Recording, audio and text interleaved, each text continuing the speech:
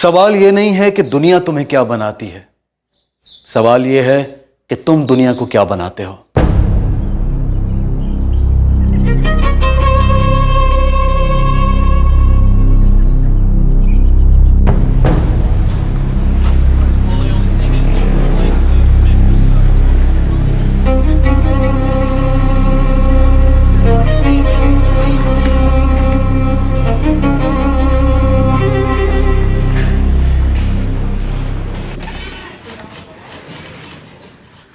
कहाँ है वो?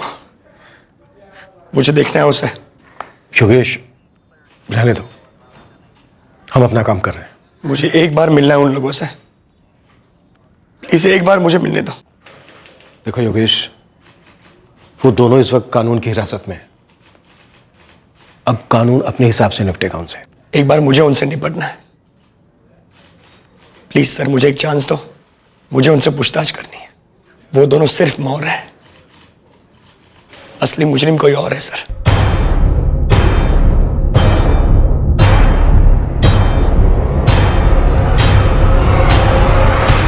हम इस मामले की तह तक जाएंगे। जो लोग भी इसमें शामिल हैं, सब तक लिए जाएंगे। रंजीत और किशोर के अलावा एक तीसरा नाम भी सामने आया है। कौन है वो? एक टीम गई है उसे उठाने। नाम क्या उसका? ये हम अभी नहीं बता सकते। पहले हम उस तीसरे से पूछताछ करेंगे, उसके बाद बता पाएंगे। आप जब उसकी पूछताछ करेंगे मुझे भी वहां पे रहना है। ये नहीं हो सकता। मैं तुम्हारा आक्रोश समझ सकता हूं, लेकिन हमें हमारा काम हमारे तरीके से करने दो। योगेश, खुद से कुछ करने की सोचना भी मत। फैमिली है तुम्हारी, फैमिली के बारे में सोचना।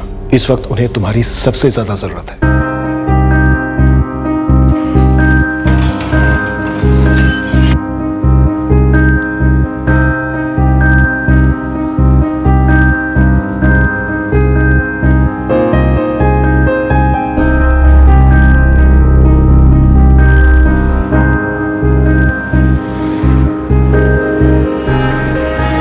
अभी वर्तमान में जो हो रहा था और करीबी भविष्य में जो होने जा रहा था, उसकी जड़ थी करीबी अतीत में हुआ एक हादसा।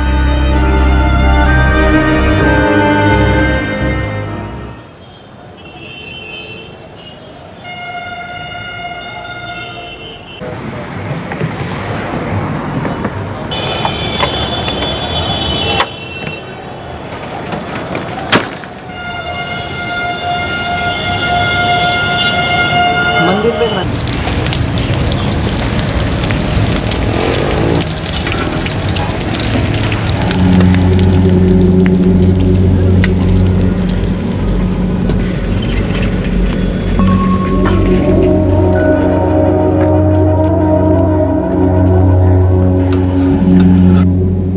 काजल, काजल जल्दी कर।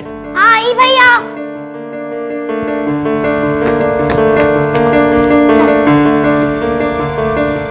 आयुष, आयुष टिफिन तो लेते जा। संभाल संभाल के। Bye mummy. Bye mummy. Bye. संभाल के जाना और साथ में रहना। हाँ। हाँ।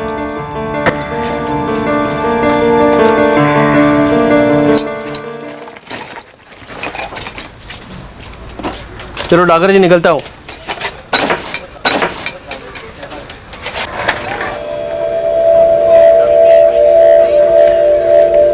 क्या बात है रंजीत, बड़ी सस्पेंस वाली नजर से घूरे जा रहे हो हमको।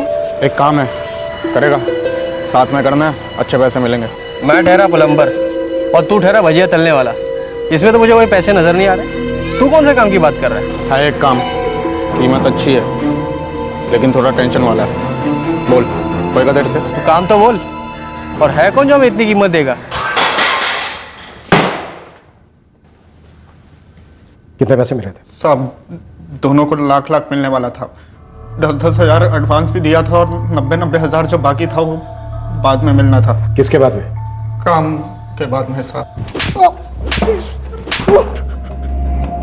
तो 1-1 लाख रुपए के लिए तुम लोगों ने ये काम किया।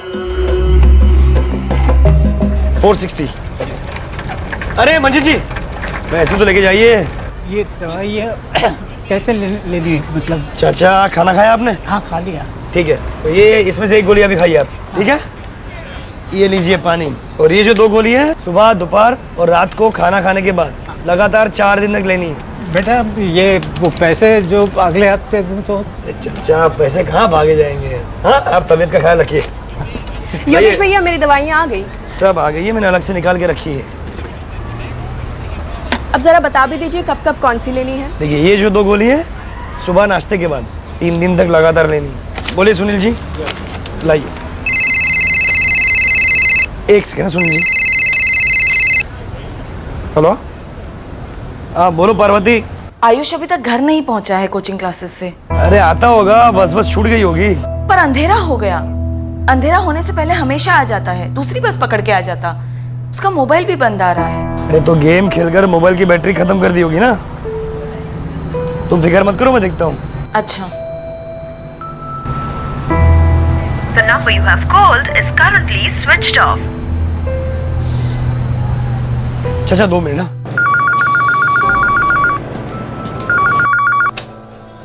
PT coaching classes? मैडम मैं आयुष तिवारी का फादर बात कर रहा हूँ। जी बोलिए सर। आयुष की क्लास अब तक चालू है क्या? नहीं तो 9th स्टैंडर्ड की सारी क्लासेस खत्म हो चुकी हैं और सारे बच्चे घर जा चुके हैं। अभी तो सिर्फ 10th स्टैंडर्ड की क्लासेस ही चल रही हैं। जी ठीक है। 8:15 होने आए हैं। अब तक तो दूसरी क्या तीसरी बस भी मिल जाती, घर भी पहुंच जाता। मैं दुकान बंद करके तुरंत निकलता हूँ।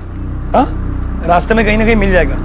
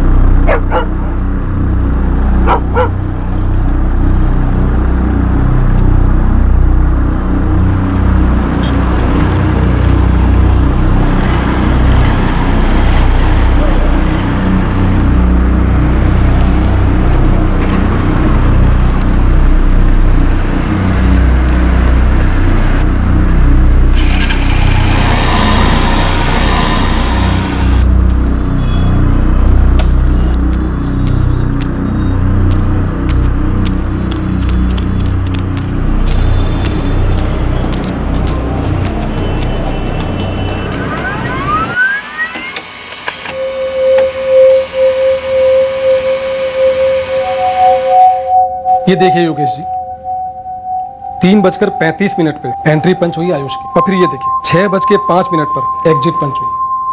2 क्लासेस थी आज। पहली क्लास 3:45 से शुरू हुई थी, जो करीब 4:45 बजे खत्म हुई, और दूसरी क्लास 4:55 से करीब 6 बजे तक चली थी। पता नहीं फिर क्यों वो घर पर लौटा नहीं अब तक। मोबाइल भी बंद आ रहा है उसका। हो सकता है किसी फ्रेंड के यहाँ चला गया हो। नहीं पार्वती, स्कूल के दोस्त नहीं, ट्यूशन क्लासेस के दोस्त, जिसके घर पे आयुष जा सकता है। वो चेक किए? हाँ किया ना। 2 दोस्त हैं, अमित और रूपेश, दोनों से बात हुई। अमित और आयुष तो एक ही बस में घर आते हैं। तो क्या बोला अमित? उसने कहा आयुष आज बस स्टैंड तक आया ही नहीं। तो कहाँ गया होगा? उसने बताया नहीं अंकल। हम बस क्लास से निकले और मैं बस स्टॉप की तरफ चला गया। कल का ज्योमेट्री टेस्ट प्रिपेयर हो गया? नहीं यार, मेरा हो गया। घर पे आके करना पड़ेगा। चल बाय बाय, मैं जाता हूँ। चल बाय। तुमने पूछा नहीं आयुष को कि कहाँ जा रहे हो? तुम दोनों रोज साथ में आते जाते हो ना? नहीं अंकल, हमेशा हम साथ में नहीं लौटते। ज्यादातर तो आयुष नथुदा स्टॉप से बस लेता है। बेटा मैंने वहाँ भी चेक किया लेकिन कहीं नहीं मिला। भाई साहब, आपने दूसरे बच्चों के घर पर चेक किया क्या? मम्मी, आयुष की मम्मी के फोन के बाद मैंने हमारे क्लास के सारे स्टूडेंट्स को फोन करके पूछा, लेकिन आयुष किसी के पास नहीं था। कहाँ गया होगा?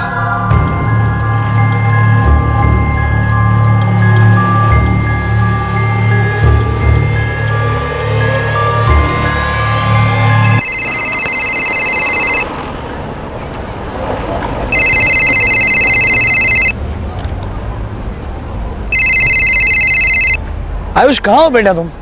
9:30 बज गए बेटा। पागलों की तरह सारा उज्जैन छान मारा। तिवारी बात सुन। हेलो, कौन बोल रहा है? कौन हूँ से क्या मतलब है बे? हूँ कोई, बात सुन मेरी। आयुष का फोन तुम्हारे पास कैसा है? आयुष का फोन उसकी जेब में ही था, मैंने निकाल लिया और तेरे आयुष को अपनी जेब में डाल लिया। उसे बाहर निकलवाना तो अब टैक्स लगेगा, सिर्फ 3 लाख। क्या बकवास कर रहे हो तुम? कौन हो तुम? दो आयुष का फोन दो। योगेश तिवारी, अगवा किया मैंने तेरे बेटे को। उसे जिंदा देखना चाहता है ना तो 3 लाख रुपए तैयार रख। कौन बोल रहे हैं भाई साहब? वो सब छोड़ और पैसा तैयार कर।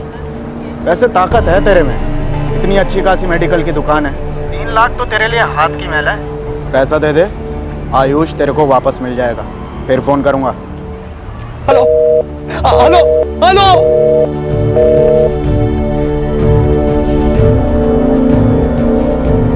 The number you have called is currently switched off. निशाना बड़ी चालाकी से चुना गया था। एक लंबे अरसे तक साधने के बाद तीर एक दिन चुपके से चलाया गया था। इस किडनैपिंग का खेल लंबा नहीं चलने वाला था, लेकिन इस जुर्म की गूंज काफी दूर तक पहुंचने वाली थी। जो हासिल करना था वो था एक तीर से 2 निशाने।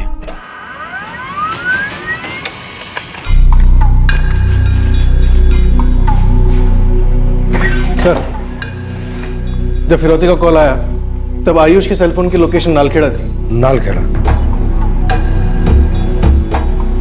यहां से करीब 2.5 घंटे की दूरी पर। नालखेड़ा? लेकिन कैसे? आयुष की फोटो मिली योगेश? नहीं सर, मैं मेरी वाइफ को फोन करके बोलता हूँ फोटो भेजने के लिए। गुड, उनको बोलो अभी भेजें। नालखेड़ा पुलिस से कांटेक्ट करो। फोन की लोकेशन नालखेड़ा है, इसका मतलब जरूरी नहीं है कि विक्टिम भी नालखेड़ा में। एक से ज्यादा किडनैपर हो सकते हैं। हो सकता है किडनैपर घूम घूम के हमें कॉल कर रहा हो गुमराह करने के लिए। फोटो फोटो क्यों चाहिए उसकी? आयुष कहाँ है? सब समझाऊंगा लेकिन बाद में। अभी मुझे आयुष की फोटो चाहिए, जल्दी। नहीं, पहले आप बताइए मुझे क्यों चाहिए फोटो, क्या हुआ है? पार्वती, आयुष को किसी ने किडनैप कर लिया। हिम्मत रखना प्लीज पार्वती। मैं कुछ नहीं होगा, आयुष को कुछ नहीं होगा। मैं अभी पुलिस स्टेशन में ही हूँ। मुझे जल्दी आयुष की फोटो भेजो प्लीज। मम्मी क्या हुआ? काजल, पापा को जल्दी से आयुष भैया की एक फोटो मैसेज कर, जल्दी से भेज एक फोटो।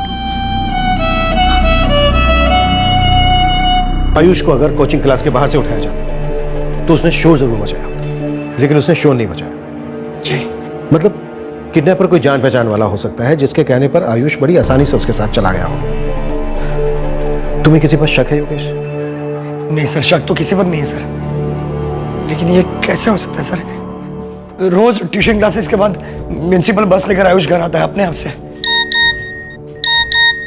सर, आयुष की फोटो 2 मिनट में फैक्स होगी, तब तक आप नाकाबंदी बढ़ा दो। पूरी संभावना है कि बच्चा किसी व्हीकल में। उसकी लास्ट सेलफोन लोकेशन नालखेड़ा बता रहा है। सारे होटल्स, लॉजेस, सारे वीराने, हर जगह चेक करो। बच्चे की उम्र 14 साल है। 14 साल का लड़का अगवा किया गया है। नाम Ayush Tiwari, sky blue T shirt और नीली जीन्स पहना हुआ था। रिपीट, उम्र 14 साल, स्काई ब्लू टी शर्ट और नीली जीन्स पहना हुआ था।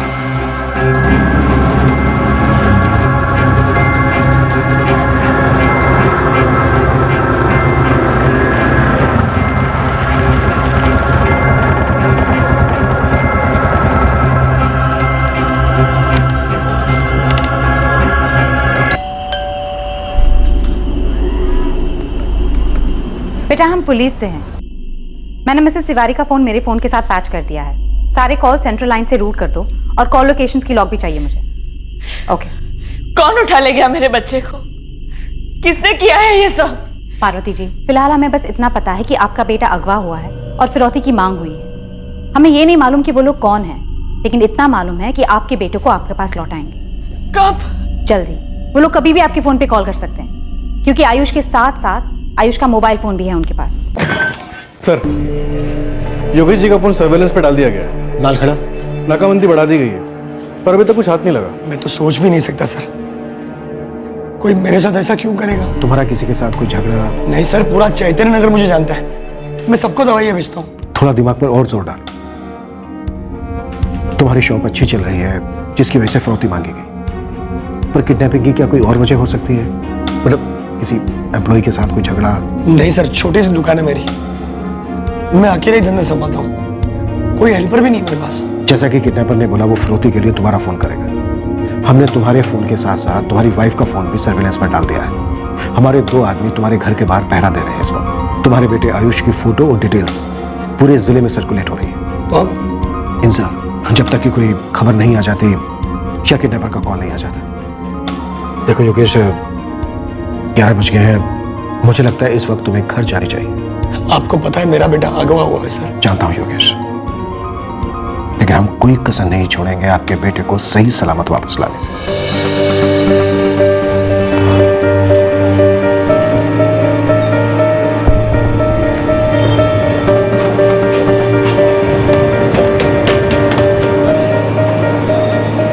सर इस इलाके में कोई सीसीटीवी है नहीं वैसे, पर हाँ मेरी क्लासेस के अंदर और बाहर दोनों जगह आप चाहें तो वो दिखा सकता हूँ आपको। दिखाइए। 12 बज गए सर, अभी तक कोई कॉल नहीं आया। किडनैपर का पहला कॉल आया 9:30 बजे। आयुष अपनी क्लास से 6:05 पर निकला। एग्जिट स्टैम्प और सीसीटीवी ये कंफर्म करते हैं, लेकिन वो अपने बस स्टॉप पर नहीं जाकर कहीं और गया। उसने शोर भी नहीं मचाया, मतलब वो किडनैपर के साथ खुद गया। किडनैपर या किडनैपर्स शायद उसकी जान पहचान वाले रहे। जानने वालों की कमी नहीं होगी सर। योगेश का मेडिकल स्टोर काफी पॉपुलर है, पिछले 6 सालों से चल रहा है, जब से ग्वालियर से यहाँ उज्जैन शिफ्ट हुए थे। और योगेश का कहना है कि कभी उसकी किसी के साथ कोई दुश्मनी नहीं थी।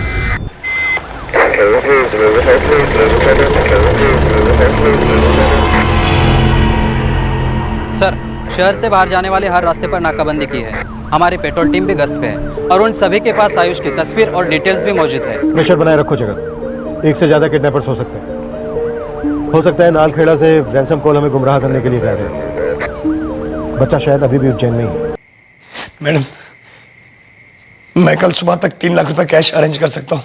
मैं दे दूंगा पैसे और ले आऊंगा मेरे बेटे को वापस। खत्म करते ये सब। योगेश जी, खत्म तो तब करेंगे ना जब किडनैपर का कॉल आएगा। आप मुझे एक बात बताइए, कौन कौन ये जानता है कि इतनी शॉर्ट नोटिस में आप 3 लाख रुपए इकट्ठा कर सकते हैं? मुझे कुछ नहीं पता मैडम, कौन कौन मेरे बारे में ये सब जानता है और कौन मेरे बेटे को अगवा कर सकता है। सुनिए, हम पैसे दे देंगे, उन्हें जो चाहिए सब दे देंगे। बस मेरा बेटा वापस चाहिए प्लीज। पार्वती जी, हमारी भी यही कोशिश है कि आपके बेटे को आपके पास जल्द से जल्द सही सलामत लौटा दें।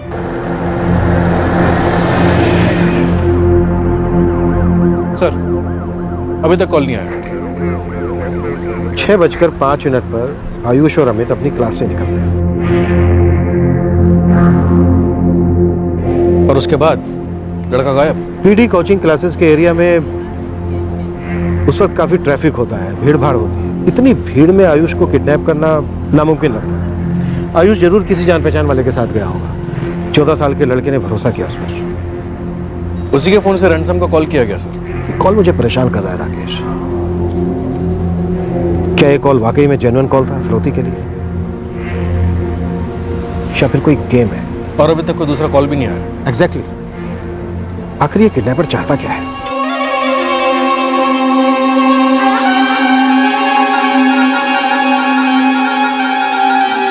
समझ में नहीं आ रहा है, किसी की हमसे क्या दुश्मनी हो सकती है? दुश्मनी तो थी, और जब खुलासा हुआ कि वो कौन था, तब तिवारी परिवार पर अविश्वास की बिजली कड़क गई। ऐसा झटका लगा सभी को कि एक ही सवाल की बारिश होने लगी कि क्यों, आखिर क्यों? इस जुर्म का जो मकसद था, इस जुर्म के द्वारा मुजरिम जो हासिल करने निकला था, उस मकसद ने एक बाप को निचोड़ कर रख दिया।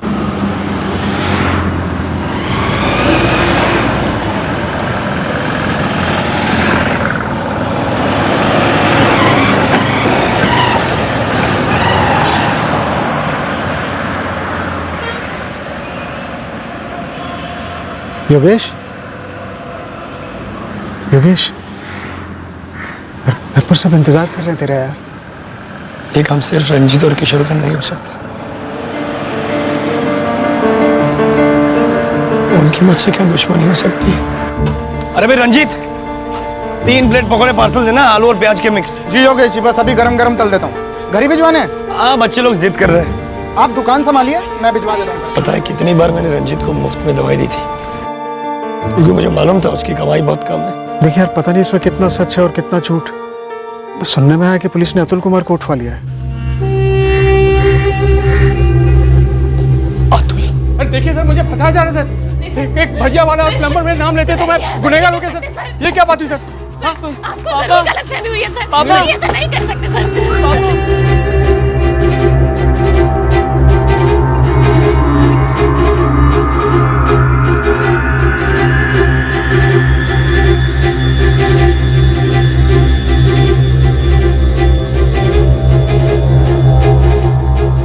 साहब ये रंजीत मेरे पास आया था, बोला पैसा मिलेगा, इसीलिए मैं उसके साथ गया। किसके कहने पर क्या? वो एक हफ्ता पहले मेरे पास अतुल कुमार आया था। जिंदगी और भजिया ही चलते रहेगा रंजीत। अतुल जी कुछ और आता तो करते ना। आप ही बताइए कोई काम हो हमारे लायक। है, तेरे लायक काम है। पैसे बड़े हैं पर काम भी बड़ा है। क्या करना क्या होगा? भजिया नहीं तलना होगा, थोड़ा खतरनाक है। खतरनाक मतलब? कुछ हासिल करना हो जिंदगी में तो खतरों से खेलना पड़ता है। आगे बोलिए। आगे नहीं, मेरे पीछे देख। कौन है वो? ये तो अपने योगेश जी हैं। पहली बात, अपना कोई नहीं होता। दूसरी बात, ये अब योगेश जी नहीं, सोने की मुर्गी हैं, सिर्फ सोने की मुर्गी। और इस मुर्गी का एक चूजा है, आयुष। भरोसेमंद आदमी चुन ले तो कर दे मेरा काम। दोनों को 1-1 लाख दूंगा। काम मतलब ये योगेश जी के बेटे आयुष को उठाना है, अगवा, किडनैप।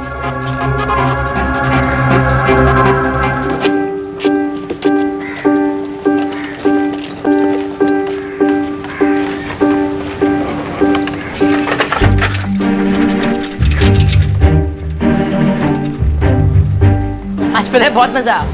दिनेश सर का लेक्चर था ना, हम पेपर्स पर उठा के फेंक रहे थे। तो बहुत मारते। तू कल जल्दी आ जाना। चल बाय। चल बाय।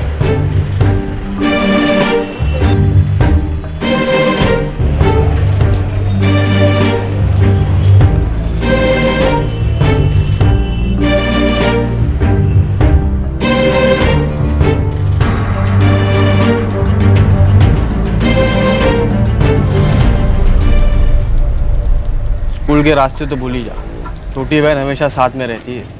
सबसे सही रहेगा ट्यूशन क्लास के बाद में उठाएंगे।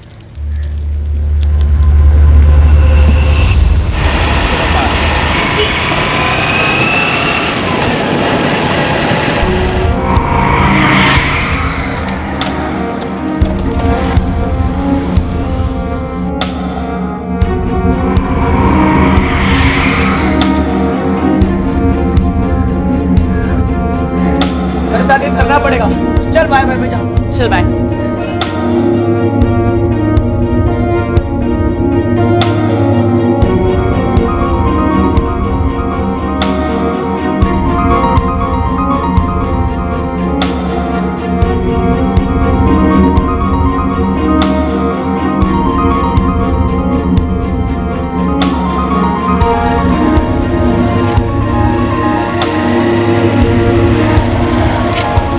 अरे आयुष।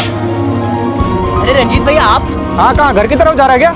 हाँ, अभी अभी क्लासेस से छूटा ना। अच्छा तो बैठ जा, मैं छोड़ देता हूँ, वहीं जा रहा हूँ। घर की तरफ? हाँ हाँ ठीक है।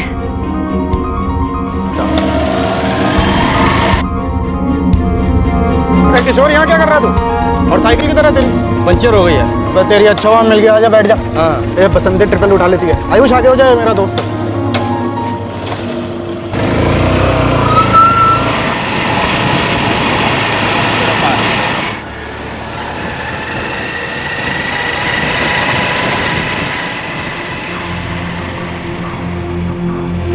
अरे रंजीत भैया, ये हम कहाँ जा रहे हैं? हाँ, वो एक छोटा सा काम है, वो कर लेते हैं, फिर चलते हैं घर की तरफ। भैया एक काम कर, मुझे उतार दो, मम्मी टेंशन में आ जाएगी। मैं बस पकड़ के चला रहा हूँ। अरे बैठे रहे यार, 2 मिनट का काम है, कहाँ रोज पाएंगे ऐसा काम। नहीं भैया, मुझे उतार दो, मुझे देरी हो जाएगी। ये लड़के ज्यादा टैटे मत कर, वरना यहीं गला काट दूंगा तेरा। अपहरण के दिन पूरी कोशिशों के बावजूद पुलिस ये पता नहीं लगा पाई कि आयुष को कहां ले जाया गया था और वो किस हाल में था।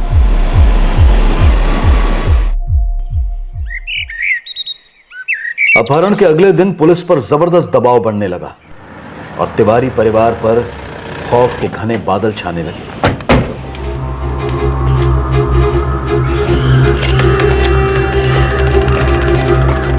सर, कांस्टेबल चौबे ने कई राउंड्स लगाए पर घर पर नजर रखता हुआ कोई नहीं दिखाई दिया। सर अब बस मैं सीधे बैंक जाता हूँ, पैसे निकलवाता हूँ। पैसे निकाल कर क्या करोगे योगेश? किडनैपर ने अभी तक दूसरा कॉल ही नहीं किया। योगेश जी, पार्वती जी, आप लोग दिमाग पर जोर देकर बताइए कि यहाँ उज्जैन में या फिर ग्वालियर में जहाँ आप लोग पहले रहते थे, वहाँ पे किसी से कोई अनबन, कोई झगड़ा या फिर कोई दुश्मनी? किसी से कोई दुश्मनी नहीं हमारी। ऐसे कैसे किसी पर भी इल्जाम लगा दे हम लोग?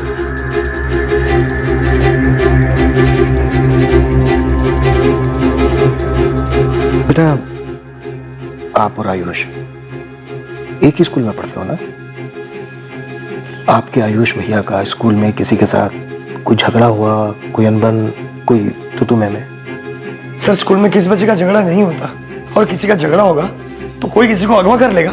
हाँ कर लेगा। आप सोच भी नहीं सकते कितनी छोटी छोटी बातों को लेकर किडनैपिंग हो सकती है। इस वक्त हम एक छोटी सी तू मैमे को भी नजरअंदाज नहीं कर सकते। जिस तरह से आयुष की किडनैपिंग हुई है, उसे ऐसा ही लगता है कि मामला कुछ पर्सनल है। किडनैपर ने फिरौती के लिए 3 लाख रुपए मांगे हैं और उसने ये जानने के लिए अभी तक दूसरा कॉल नहीं किया कि आप लोग पैसा जुटा पाए हो या नहीं। अगर ये किसी पेशेवर का काम होता तो अब तक जगह और टाइम दोनों बता चुका होता डिलीवरी के लिए। आपके जितने भी करीब के जान पहचान वाले हैं, रिश्तेदार हैं, कस्टमर्स हैं, सबके नाम, नंबर और प्रोफेशन हमें लिख कर दीजिए। हो सकता है कोई ऐसा हो जिसके बारे में आप सपने में भी नहीं सोच सकते।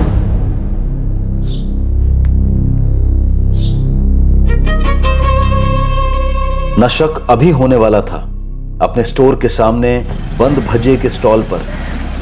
नशक तब होने वाला था जब आयुष का पता चलता।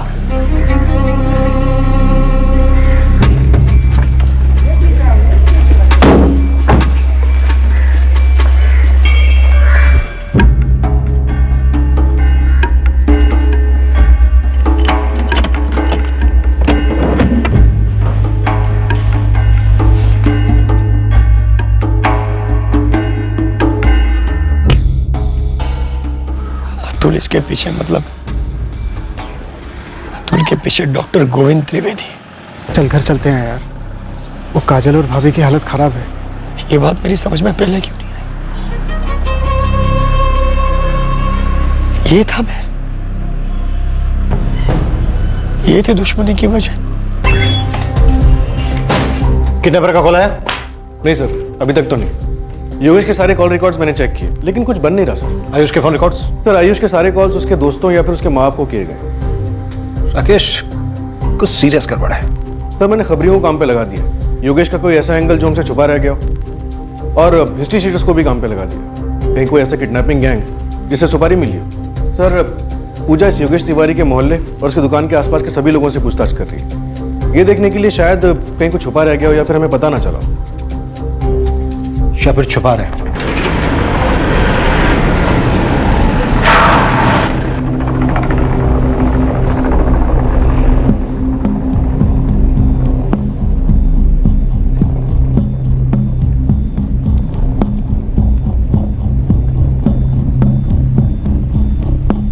क्या बात कर रहे हो मैडम?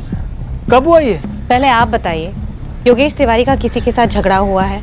छोटी से छोटी बात कुछ याद आती है आपको? नहीं नहीं मैडम, और अगर ऐसा कुछ हुआ भी हो तो ऐसे बच्चे के साथ कौन क्यों दुश्मनी निकालेगा?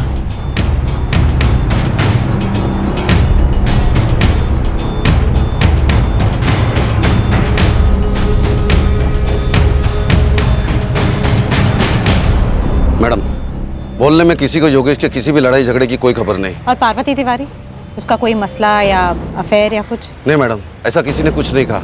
सारे लोग योगेश की बड़ी तारीफ करते हैं। तो फिर बच्चे को अगवा किया क्यों? किसी न किसी से कोई दुश्मनी जरूर हुई हो।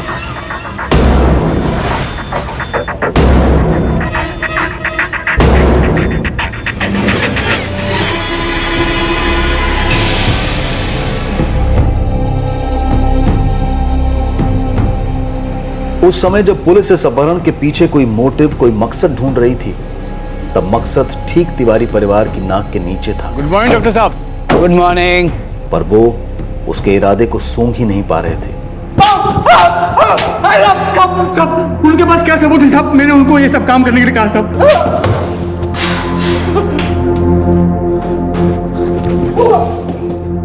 क्या बोला था ये? क्या बोला था कि उठा के बस मारना है, 1-1 लाख रुपए मिलेगा? हाँ हाँ साहब, यही बोला था।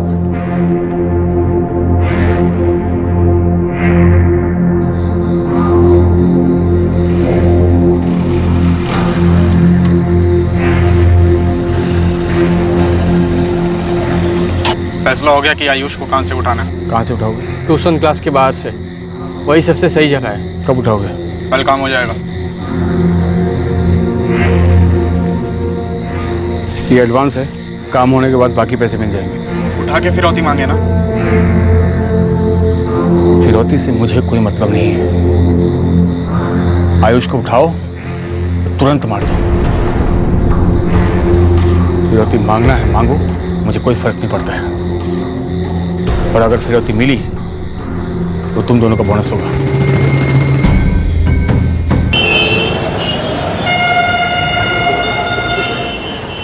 क्या देख रहा है? देख, ये कब मिली तुझे? आज सुबह बाईपास के पास, वो नारायण भाई के खेत के पास जो मैदान है ना, वहां पर।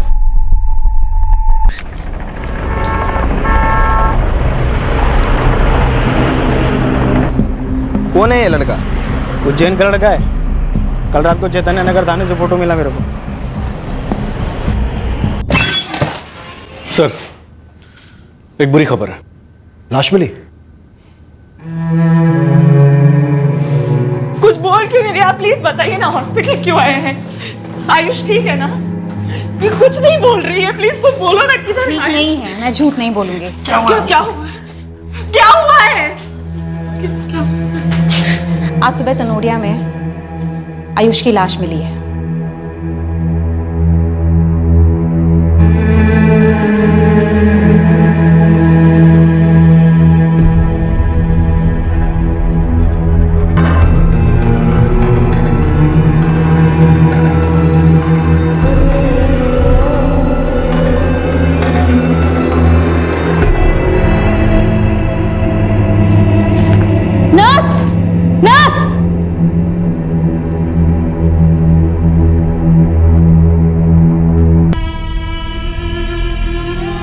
हम पता लगा रहे हैं, वो जो भी है बहुत जल्द हम उसे धर लेंगे।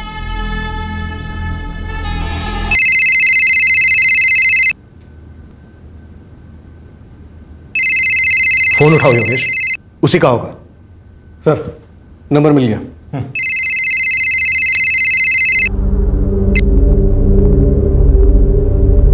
तिवारी, बच्चे को जिंदा देखना है कि नहीं तुझे?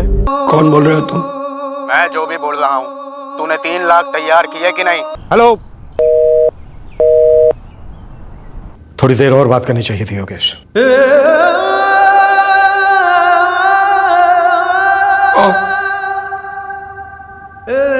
और थोड़ी देर, और थोड़ी देर। क्या बात करता मैं? क्या बात करता मैं? बताओ।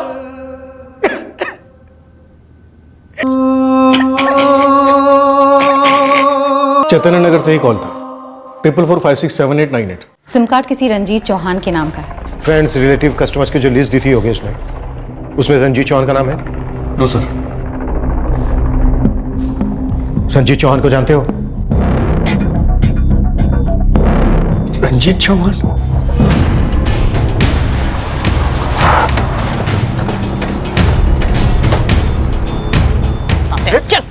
साहब, अरे पर हुआ क्या?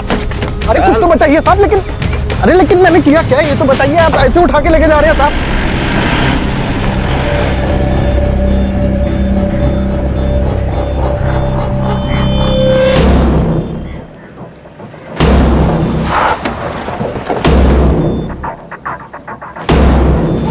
क्या हुआ? क्या हुआ साहब? अरे क्या हुआ? अरे कहाँ लेके जा रहे हो? अरे भाई क्या हुआ? अरे साहब, मैंने कुछ नहीं किया साहब। साहब छोड़ दो मुझे। अरे साहब, मैं कह रहा हूँ ना।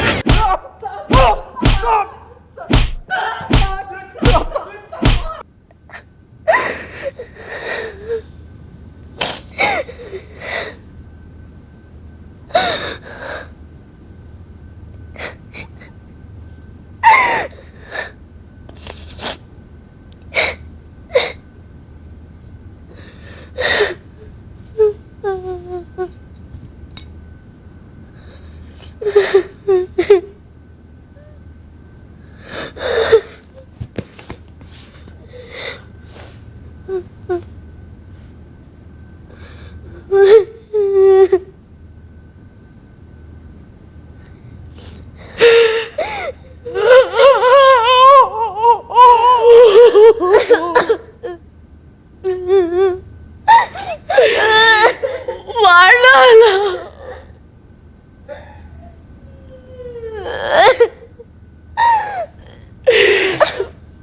मेरे बच्चे ने किसी का क्या बिगाड़ा था? उसको क्यों मार डाला?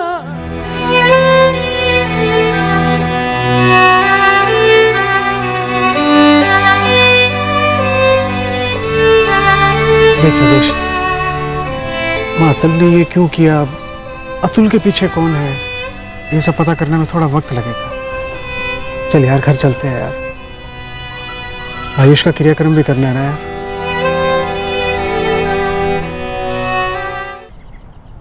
कोई सुना मत मेरे बच्चे को, मुझे किसी की मदद नहीं चाहिए, किसी की मदद नहीं चाहिए मुझे, और मैं अब किसी की मदद नहीं करूंगा, ना दुकान पर, ना घर पर, ना कहीं और। हाँ सर, मैंने ही करवाया। क्यों क्यों? उसने मेरे पेट पे लात मारी सर। 6 साल पहले तक यहाँ चैतन्य नगर में सिर्फ और सिर्फ एक ही मेडिकल स्टोर था, मेरा। और फिर यादव का साहब मेरे सारे ग्राहक को अपनी तरफ करने लगा।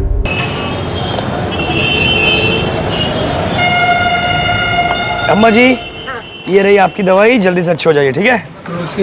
ये दीजिए आपकी। बोलिए राम जी भाई। अरे योगेश भाई, मुझे भी कोई दवाई दे दो। डॉक्टर ने ये दवाई लिख के दी, कुछ फर्क ही नहीं पड़ता। 2 मिनट रुकिए प्लीज। एक एक करके मेरे सारे ग्राहकों को पटा कर रखने लगा सर। खुद दवाई प्रिस्क्राइब करके कभी डॉक्टर बनता, तो कभी मुफ्त और उधार पर दवाइयाँ देके बड़ा अच्छा बनता सबकी नजर में। जानबूझकर मेरे धंधे को बर्बाद करने पे तुला हुआ था साहब वो। तो तूने उसके, और मेरा बच्चा भूखा मरता साहब। वो मेरा बिजनेस बर्बाद कर चुका था। मैं कर करा के क्या करता था, खून उबलता था मेरा उसको देखकर।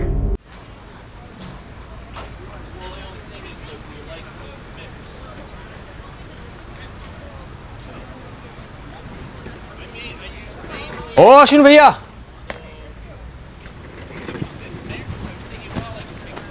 क्या बात है, बहुत मुरझाए हुए लग रहे हो। बहुत तेज बुखार है, डॉक्टर के यहाँ से आ रहा। दिखाइए पर्ची दिखाइए। अरे नहीं, रहने तो मैं योगेश के यहाँ से दवा ले लूंगा। ये क्या बात कर दी आपने? हाँ, इतने साल से मेरे से दवाई ले रहे हो, ये अचानक योगेश से क्यों?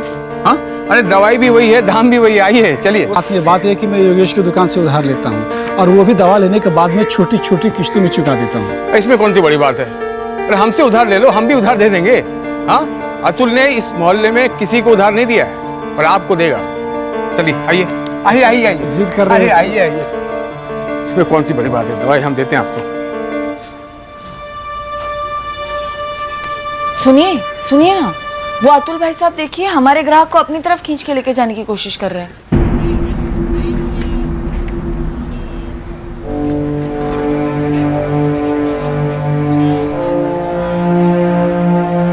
ये क्या तरीका धंधा करने का अतुल जी? अश्विन भाई मेरी दुकान में आ रहे थे ना, आप ऐसे कैसे खींच के लेके गए मेरे ग्राहक को? उल्टा चोर कोतवाल को डांटे। तुम्हारे जितने भी ग्राहक हैं ना, सबके सब मेरे हुआ करते थे। सबके साथ चुपड़ी चुपड़ी बातें करके अपनी तरफ घुमा लिया तुमने। कोई दूध पीता बच्चा नहीं है, सब अपनी मर्जी से आते हैं मेरी दुकान में, क्योंकि मैं अच्छी सर्विस देता हूँ। तुम्हारी तरह नहीं करता हूँ, किसी और के ग्राहक को खींच कर ले जाते अपनी दुकान में चोरी चपाटे से। सामान संभाल के। हाँ, चोर किसको बोला? तो यहाँ चैतन्य नगर में सब कायदे से चल रहा था। ये कायदा है? यही कायदा है। वो डॉक्टर त्रिवेदी के वहाँ लोग जाते थे, फिर मेरे यहाँ आके दवाई खरीदते थे, जैसे दुनिया भर में होता है। पर तुम तो खुद डॉक्टर बने बैठे हो, खुद दवाई प्रिस्क्राइब करते हो। डॉक्टर त्रिवेदी भी खफा है तुमसे, उनके सारे पेशेंट तुमने अपनी तरफ कर लिए हो। वो तो हम शराफत दिखा रहे, कुछ कर नहीं रहे। अरे हम कुछ कर नहीं रहे तो इसका मतलब ये समझो मत कि हम कुछ कर नहीं सकते। हमारे इलाके में घुस के हमारे ही धंधा चौपट कर रहे हो तुम। जाओ यहाँ से। मैं तो जा रहा हूँ, लेकिन तुम संभाल सकते हो तो संभालो अपनी डुबती नैया को। दोनों के दोनों चोर हो चोर, तुम और डॉक्टर त्रिवेदी। जो दवाई की जरूरत नहीं है वो भी प्रिस्क्राइब करते हैं डॉक्टर त्रिवेदी, और तुम बेचते हो। दोनों मिलकर गरीबों को लूटते हो। अरे बंद करो ये सब, वरना एक दिन गरीबों की ऐसी हाई लगेगी कि ना ये दुकान भी बंद हो जाएगी। चोर कहीं। मुझे उसने चोर बोला था साहब, गलत तरीकों से मेरा बिजनेस हासिल कर लिया उसने, तो बस मैंने भी तय कर लिया, इसे चोट दूंगा और ऐसी चोट दूंगा जिसकी कोई दवा नहीं होगी। एक 14 साल के बच्चे को मरवाकर तूने चोट दी। अब मैं तुझे बताता हूं चोट क्या होती है।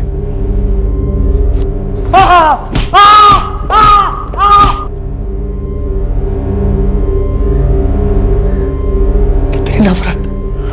हाँ योगेश, इतनी नफरत। अरे तुम मेरा गला काट देता। मेरा आयुष ने उसका क्या बिगाड़ा था? कितना अच्छा था मेरा आयुष, पढ़ना चाहता था, डॉक्टर बनना चाहता था। मेरा और पार्वती का सब कुछ था आयुष, हमारी आंखों का तारा था वो। तभी तो योगेश, तभी तो।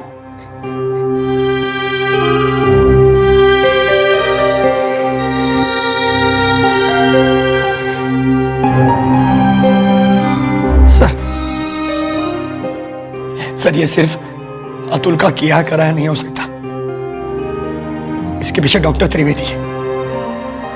ये सारी साजिश डॉक्टर त्रिवेदी की रची रचाई हुई है।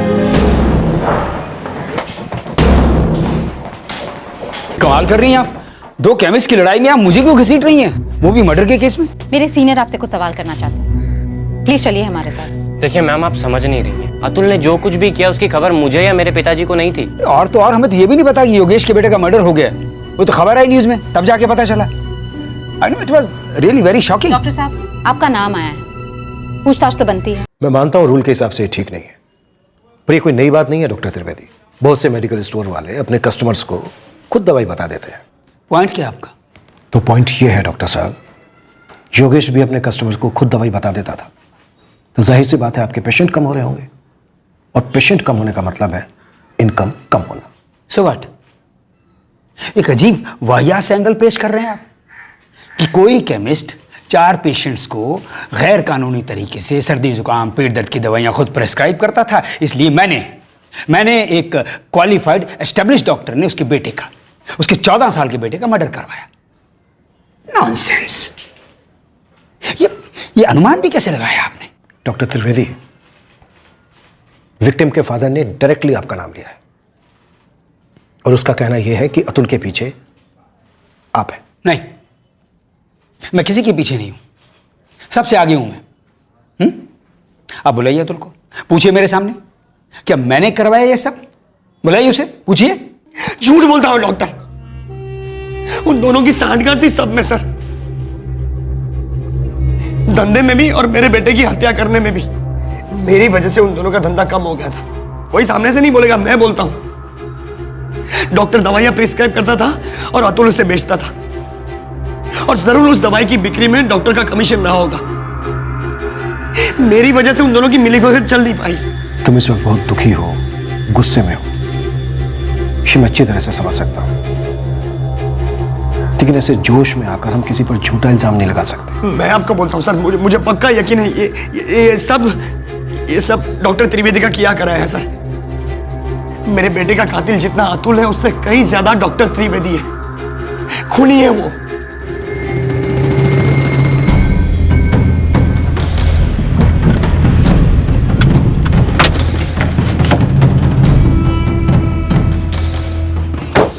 कबूल करो, हटो। कबूल करो, तुम में हिम्मत नहीं थी और नहीं अतुल में मेरे धंधे को नुकसान पहुंचाने की। तुम दोनों की बेईमानी का धंधा मेरी ईमानदारी की वजह से चौपट हो चुका था, और इसका बदला तुमने कैसे लिया?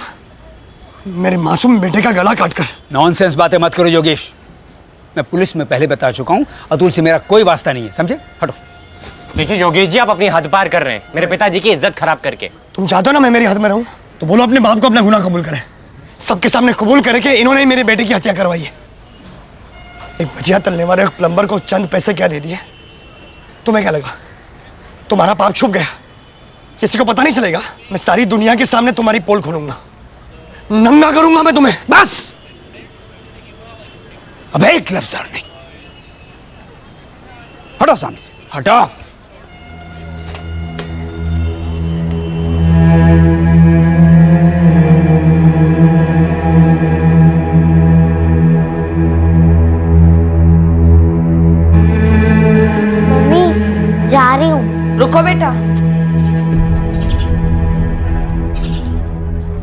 संभल के जाना। हाँ, काजल बेटा, आज के बाद तुम कभी अकेले नहीं जाओगी।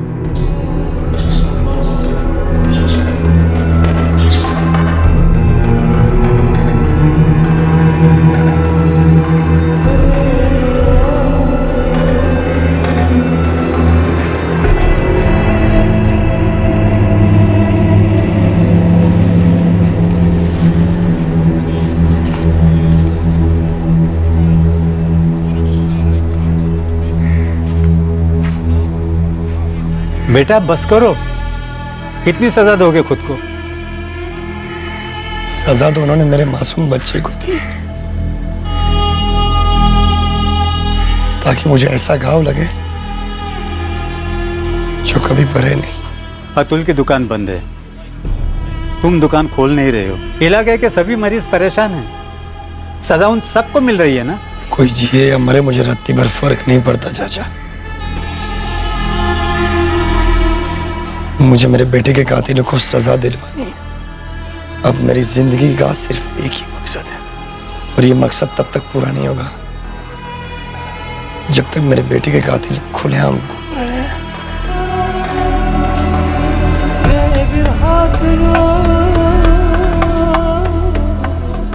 योगेश के अंदर कुछ टूट चुका था।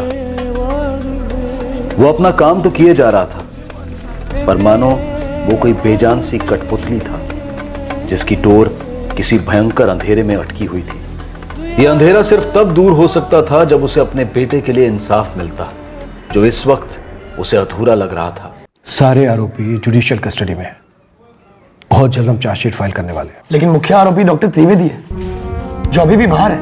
योगेश अतुल से हमने एक बार नहीं, 2 बार नहीं, बल्कि दर्जनों बार पूछताछ की है। डॉक्टर त्रिवेदी को भी 4 से 6 दफा हमने बुलाया है पूछताछ के लिए, लेकिन डॉक्टर त्रिवेदी के खिलाफ हमें कोई सबूत नहीं मिला।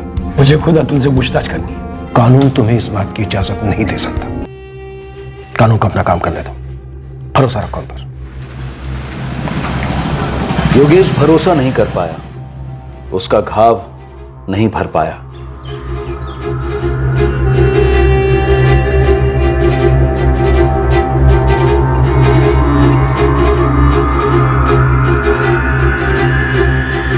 घाव नासूर बन चुका था। योगेश अब उसका इलाज खुद करने पर उतर आया था।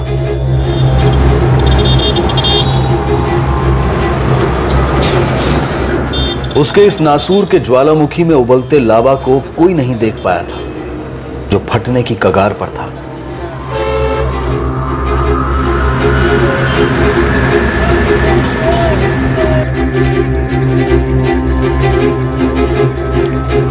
जी, मेरा नाम योगेश तिवारी है। उस्मान से बात करनी है। उस्मान,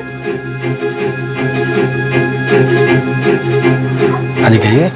एक काम है तुमसे, मुझे एक बंदूक चाहिए। मैंने पढ़ा तुम्हारे बारे में अखबार में, तुम हथियार बेचते पकड़े गए थे। अभी अभी तुम्हारी जमानत हुई है। मुझे कितनी जल्दी हथियार मिल सकते हैं? हथियार या तो पुलिस वालों के हाथ में होते हैं या फिर क्रिमिनल के, और क्रिमिनल तो तुम कहीं से लगते नहीं हो, तो फिर तुम्हें हथियार क्यों चाहिए? बंदूक की जो भी कीमत है तुम्हें मिल जाएगी।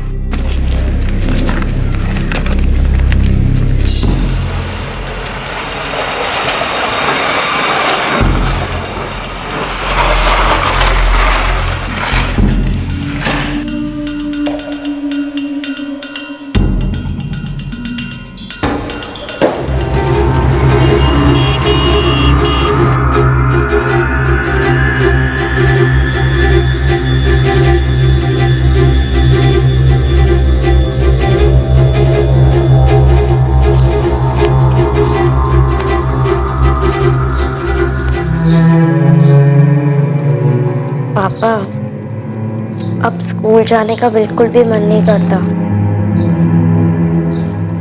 पहले भैया आते थे ना मेरे साथ।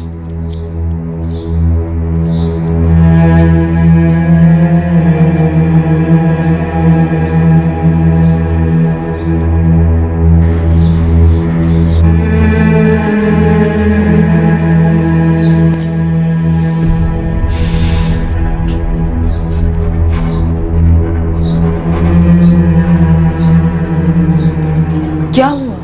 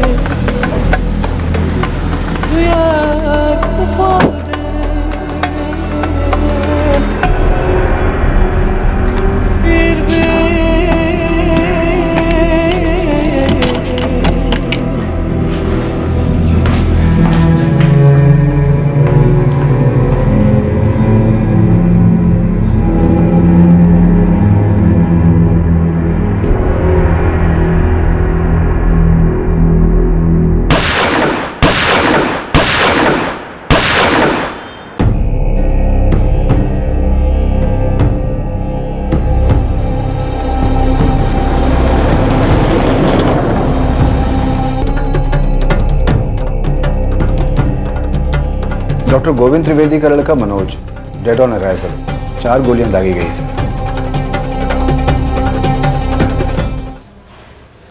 मनोज मनोज मनोज कहाँ है? मेरा बेटा मनोज कहाँ है? मनोज कहाँ है? बहुत गोलियां लगी उसको, ऑपरेशन किया उसका, गोलियां निकाली उसकी? हैं? आई एम सॉरी, आपका बेटा डेड ऑन अराइवल था। क्या कह रहे हैं आप? हाँ? मनोज, मनोज कहाँ है? हटिए, को बुलाओ, छोड़िए। मनोज कहाँ है? मनोज, मनोज, अरे ऑक्सीजन फास्ट। मनोज,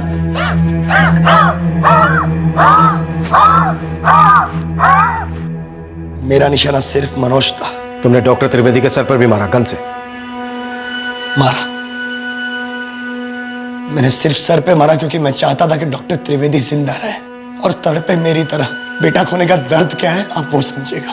योगेश, मैंने पहले भी तुमसे कहा था, डॉक्टर त्रिवेदी का तुम्हारे बेटे आयुष के मर्डर से कोई लेना देना नहीं था। जरूर था इंस्पेक्टर, जरूर था। 4 महीने हो गए उन्होंने मेरे बेटे को मारे, और इन 4 महीनों में न जाने कितनी बार लगातार डॉक्टर त्रिवेदी ने हर वो मुमकिन कोशिश की अतुल, रंजीत और किशोर को छुड़वाने के लिए। इस बात को आप झुठला सकते हैं क्या? नहीं, यह सच है कि डॉक्टर त्रिवेदी ने अतुल की जमानत करवाने की कोशिश की। वो सिर्फ इसलिए कि अतुल की दुकान 4 महीने से बंद थी, उसके घर की हालत ठीक नहीं, बाकी दोनों यहां अकेले रहते।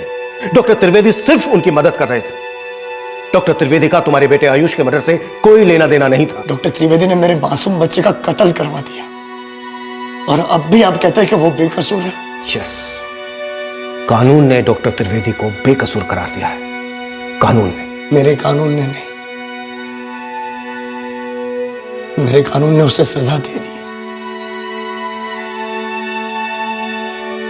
अब वो समझेगा कि बेटा खोने का दर्द क्या होता है। अब उसे वो एहसास होगा। इस देश में एक ही कानून है। जिस तरह तुम्हारे बेटे के कातिलों को सजा मिलेगी, तुमने भी एक कत्ल किया है, उसके कत्ल की सजा तुम्हें भी मिलेगी। अब तुम अपना बेटा खोने के साथ साथ अपनी पत्नी, अपनी बेटी से भी दूर रहने का तरसाओगे।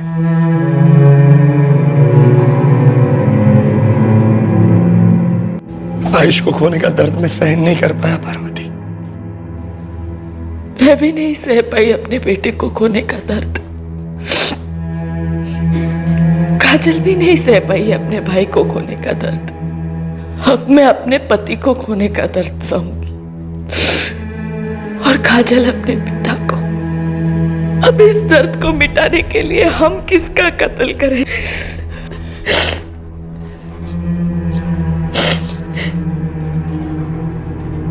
हासिल ना अतुल को कुछ हासिल हुआ और ना ही उसकी फैमिली को।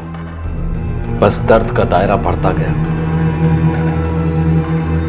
योगेश को भी दरअसल कुछ भी हासिल नहीं हुआ, सिवाय इस बात के कि अब उसकी जिंदगी लंबे अरसे तक जेल में कटेगी। डॉक्टर गोविंद त्रिवेदी के खिलाफ पुलिस को अब तक एक सिंगल सुराग नहीं मिला है।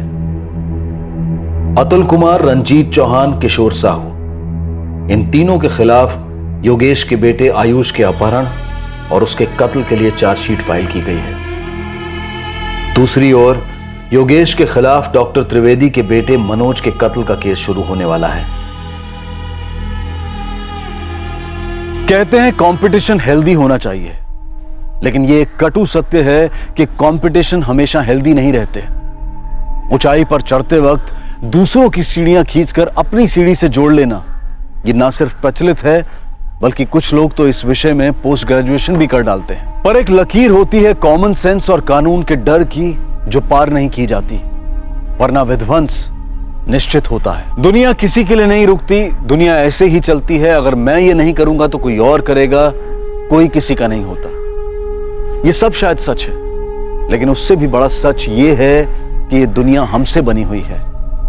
हमारे गुण दुनिया के गुण बन जाते हैं। इसलिए अगर हम सब मिलकर ये सोचें कि हम इस कंपटीशन की अंधी रेस में भाग नहीं लेंगे,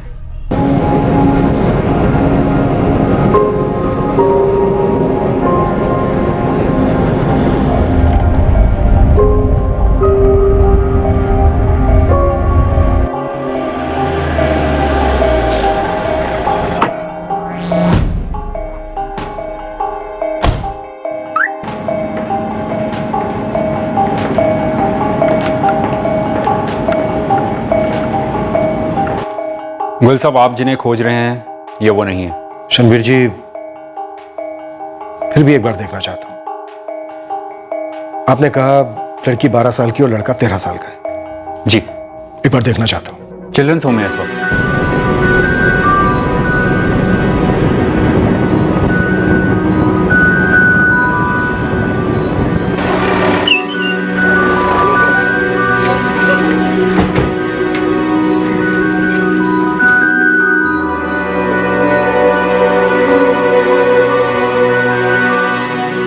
आनंद, गीता, कैसे हो तुम दोनों? ठीक है आंटी।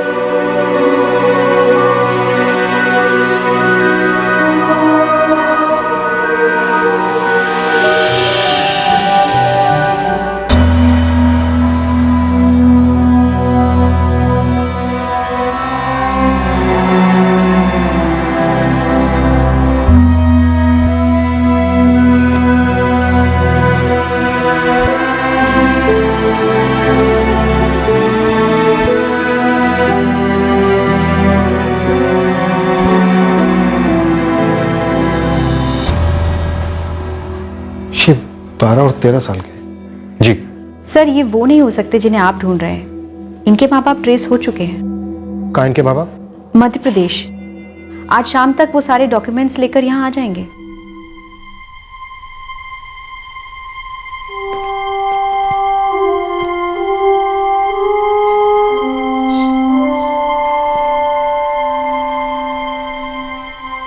हमने इन दोनों को ट्रैफिकर्स के चुंगल से 1 हफ्ते पहले ही छुड़ाया था। गुल साहब, उनके पास और भी बच्चे हैं। ये रैकेट काफ़ी फैला हुआ है। शनवीर जी, मेरी जगह जो ऑफिसर आएगा उसे अपडेट्स देते रहे। जी। वैसे नई पोस्टिंग कब ज्वाइन कर रहे हैं आप? 10 दिन में। प्रमोशन के लिए कॉन्ग्रेचुलेशंस। Thank you. बस ये केस अधूरा छोड़कर नहीं जाता तो फीलिंग और अच्छी होती।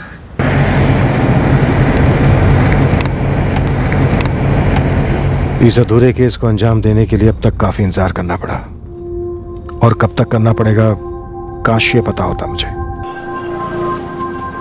उन बच्चों के माँ बाप वो भी इंतजार कर रहे होंगे।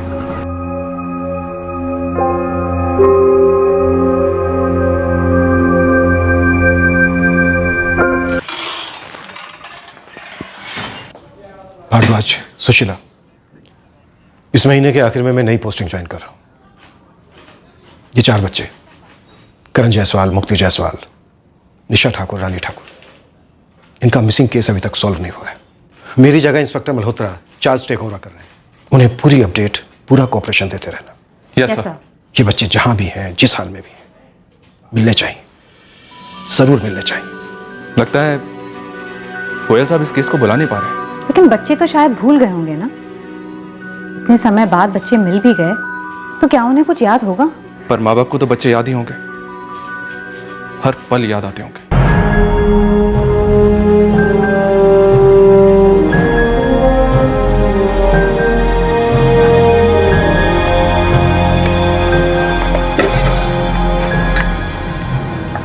काश बच्चे जल्दी मिल जाए।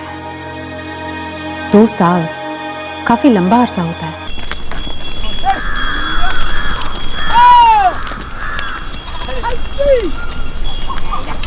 अरे मंजू, देर हो रही है, हम निकल रहे हैं सब्जी मंडी। ओ योगेश भाई, हाँ। आपने फिर अपना ठेला हमारे घर के सामने खड़ा कर दिया था। हाँ विद्या बहन, येरा हमारा घर, येरा हमारा ठेला, आमने सामने ही तो है। वो तो आज सुबह हमने ढकेल के वहाँ किया है। तो गलती हो गई, कल से हम यहाँ नहीं खड़ा करेंगे, ठीक है? चलते हैं, राम राम। विद्या, चाय में चीनी डाली नहीं तुम, सारी फीकी पी गए। अब ऐसी भी क्या जल्दी थी, खुद डाल लेते, वरना हमको बोल देते, हम डाल देते। अरे देरी हो रही है, निकलते हैं।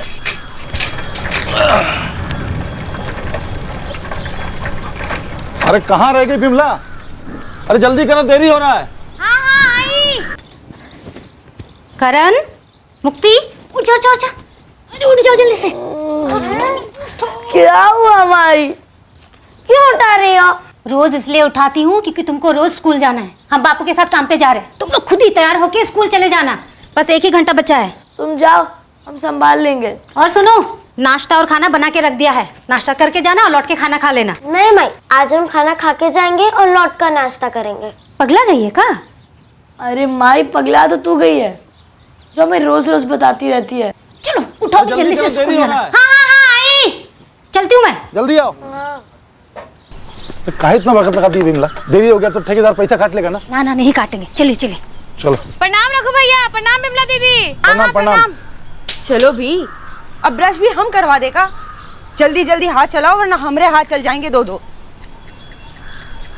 रानी निशा जल्दी हाथ चलाओ वरना सच में हमारे हाथ चल जाएंगे। मेहनत मजदूरी करने वाले 2 जोड़ों के ये 4 बच्चे, करण, उसकी बहन मुक्ति जायसवाल और रानी और उसकी बहन निशा ठाकुर, सभी गांव के एकमात्र गवर्नमेंट स्कूल में पढ़ते थे।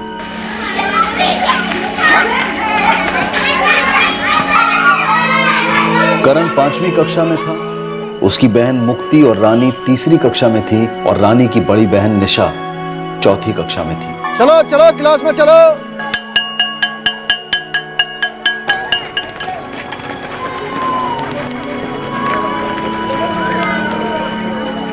अड़ोस पड़ोस में रहने वाले ये 4 बच्चे एक साथ स्कूल जाते और एक साथ स्कूल से लौटते।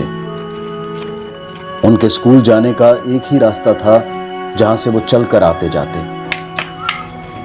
दोपहर का वक्त इन बच्चों के खेलने का वक्त होता और वो तब तक खेल में खोए हुए रहते जब तक उनके माँ बाप लौटकर उनके पीछे न लग जाते पढ़ाई और होमवर्क करने के लिए। वो दिन साल 2013 का था जब करण जायसवाल और उसकी छोटी बहन मुक्ति जायसवाल अपने पड़ोस की निशा ठाकुर और उसकी छोटी बहन रानी ठाकुर के साथ मिलकर रोज की तरह स्कूल के लिए पैदल निकल पड़े थे।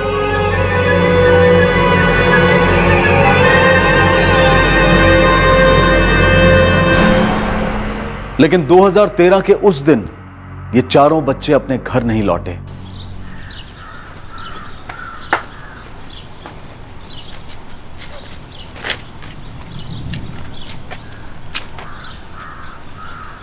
विद्या, ए विद्या, बच्चों को देखा क्या? नहीं, कोई आवाज भी नहीं सुनी। हम सोच ही रहे थे बच्चे आज बाहर खेल क्यों नहीं रहे हैं। और ये करण और मुक्ति को भी नहीं देखा? अरे उनके घर में तो ताला लगा हुआ है। अरे विमला के घर की चाबी तो यही है, मतलब करण और मुक्ति भी स्कूल से लौटे नहीं है। वो चारों तो हमेशा साथ ही रहते हैं। हाँ, 2:30 बजे स्कूल छूटता है, 3:15 तक तो वो लोग घर पे आके खाना भी खा लेते हैं। आज 3:30 हो गए, अब तक क्यों नहीं आए? अरे दीदी, स्कूल में रोक लिया होगा या फिर रास्ते में खेलने में मगन हो गए होंगे। अच्छे हैं। ये ली।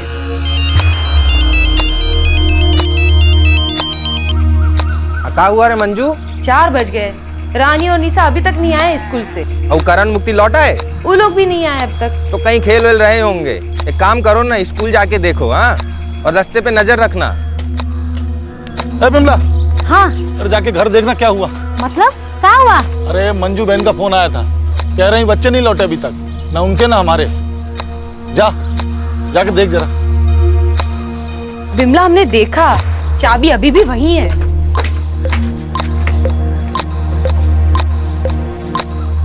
शायद खाना वाना खा के कहीं खेलने मिलने गए हो। अंदर देख लेते हैं।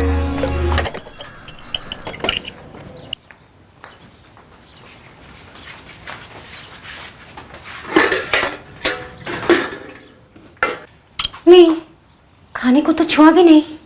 मंजू दीदी, बच्चे आते तो पता तो चलता, आवाज तो होती ना। अरे पर 5 बज गए, आज तक ऐसा कभी नहीं हुआ। हमारे साथ मंजू बहन और विद्या भी है। हम तीनों जा रहे हैं स्कूल में पूछने के लिए। तुम जरा गांव में ढूंढो ना तरुण। घर नहीं लौटे तो बिमला दी, करण और मुक्ति गए कहाँ? हमको नहीं ना पता, वो रानी और निशा भी नहीं लौटे अब तक। तुम जरा देखो ना कहाँ हैं चारों। जी अभी जाते हैं। माजिद भाई, हमारी दीदी का जरूरी काम निकला है, आधा घंटा में लौट आएंगे। अरे लेकिन देख, आधे घंटे से ज्यादा नहीं तरुण, 4 गाड़ियां खड़ी है लाइन में। जी माजिद भाई। हाँ, अरे स्कूल तो बंद हो गया, स्कूल में कहाँ से होंगे बच्चे? घर पे भी तो नहीं है ना। भैया जरा स्कूल के कमरे खोल के तो देख लो, पता चला कि खेलते खेलते वो ही रह गए। अरे कैसी बात कर रहे हो जी? एक क्लास देखने के बाद ही बाहर से ताला लगाता हूँ मैं। अरे भैया, काहे इतना बहस कर रहे हो? एक बार ताला खोल के दिखा दोगे तो कौन सी आफत आ जाएगी।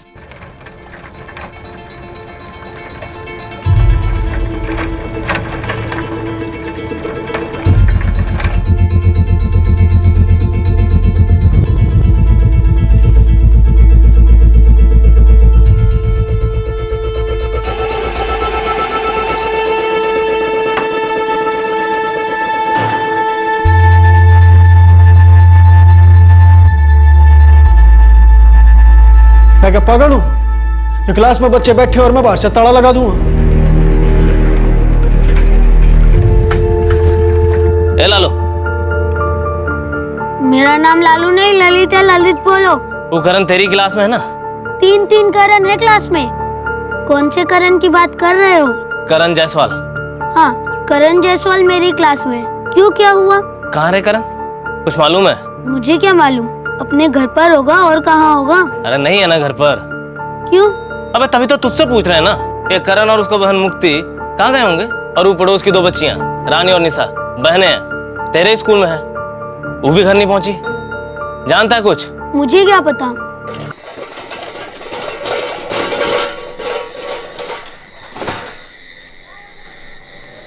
कोई खबर मिली? ना योगेश, पूरा गांव छान लिए हम, कहीं नहीं मिले। गांव के जितने बच्चे स्कूल में पढ़ते हैं सभी से पूछ लिया। क्या योगेश भाई, आपने फिर अपना ठेला हमारे घर के सामने खड़ा कर दिया। ए विद्या, तुम्हारा दिमाग खराब है क्या?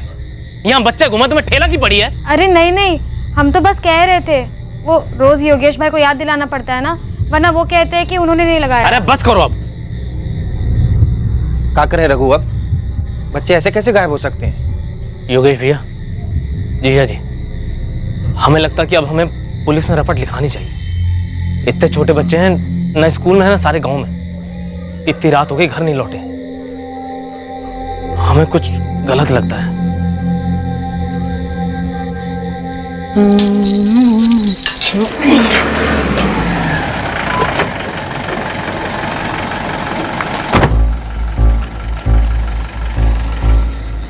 सब उन बच्चों की माँ आई थी यहाँ पे, मैंने उनको एक एक कमरा खोल के दिखाया जी। नाम क्या तेरा? जीतू पासवान। इन 4 बच्चों को आज स्कूल से निकलते देखा था तूने? देखो साहब, स्कूल में जी बहुत सारे बच्चे आते हैं जी, अब इन खास 4 बच्चों को मैंने देखा हो, मैं बोल नहीं सकता जी। अच्छा, याद करके अच्छी तरह से ये बता कि ये चारों बच्चे आज सुबह स्कूल आए भी थे? देखो जी, ये तो आपको स्कूल के रजिस्टर से पता चलेगा जी, वो मास्टर साहब रोज सुबह हाजिरी लेते हैं ना। ठीक है, रजिस्टर ले।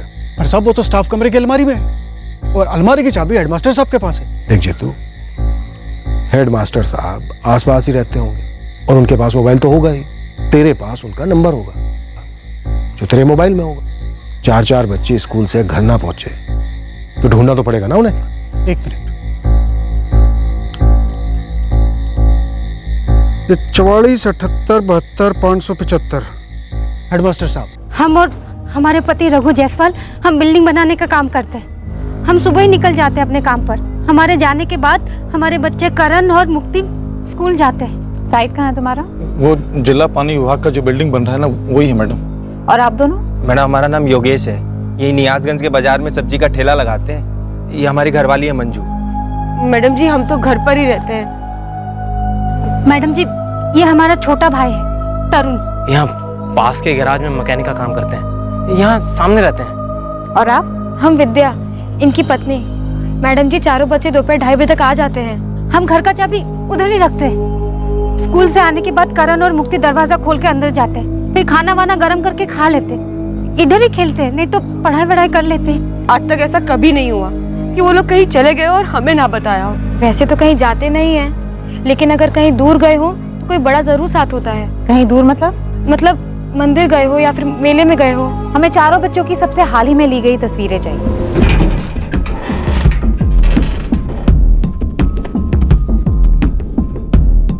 तीसरी कक्षा, मुक्ति और रानी का क्लास।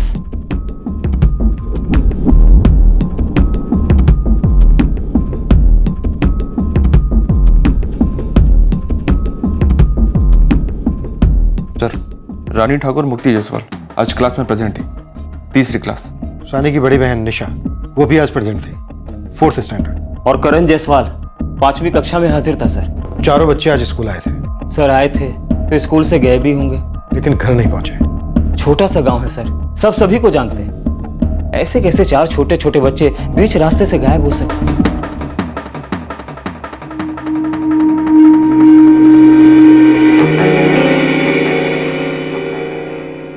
सुशीला, बच्चों के माँ बाप ने कुछ कहा कि आपसी दुश्मनी का केस हो सकता है जो किसने बच्चों से निकाली?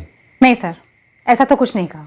सर, 2 बच्चे एक परिवार से हैं और 2 बच्चे दूसरे परिवार से, और ये दोनों परिवार आपस में पड़ोसी हैं, बस इतना सा कनेक्शन है।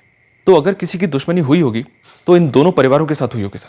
भारद्वाज, ये भी तो हो सकता है कि दुश्मनी किसी एक ही परिवार से हो और एक ही परिवार के 2 बच्चों को उठाना हो। चारों बच्चों को सिर्फ इसलिए उठा लिया हो क्योंकि स्कूल से चारों बच्चे साथ में वापस आ रहे थे। रोती रोती की कोई मांग हुई? नहीं सर, मुझे नहीं लगता ये अपहरण का केस हो सकता है। दोनों परिवार दिहाड़ी कमाई पर चलते हैं। करण और मुक्ति के माँ बाप बिल्डिंग कामगार हैं और निशा और रानी का बाप सब्जी का ठेला लगाता है। करण और मुक्ति का एक मामा भी है पड़ोस में जो मैकेनिक है। सर, ऐसे गरीब लोगों से कोई क्या फिरौती वसूल करे? सबसे पहली चीज, भारद्वाज, इन चारों बच्चों के फोटोग्राफ्स और सारी डिटेल्स आसपास के जितने भी थाने हैं सब में भिजवा दो। रोहतक सिटी के जितने भी एग्जिट पॉइंट्स हैं सब पर इतला कर दो। बच्चे छोटे हैं, कुछ भी होने से पहले हमें बच्चों को वापस लाना है। सर। सुशीला, सर, पता करो इस गांव में आसपास के एरिया में इससे पहले कोई बच्चों की किडनैपिंग हुई है? जितने भी हिस्ट्री शीटर्स हैं, हमारे खबरी हैं, सबसे पूछताछ करो। हमारा टारगेट होना चाहिए अगले 24 घंटे। 24 घंटे के अंदर अंदर हमें इन बच्चों को सही सलामत इनके माँ बाप तक पहुंचाना है।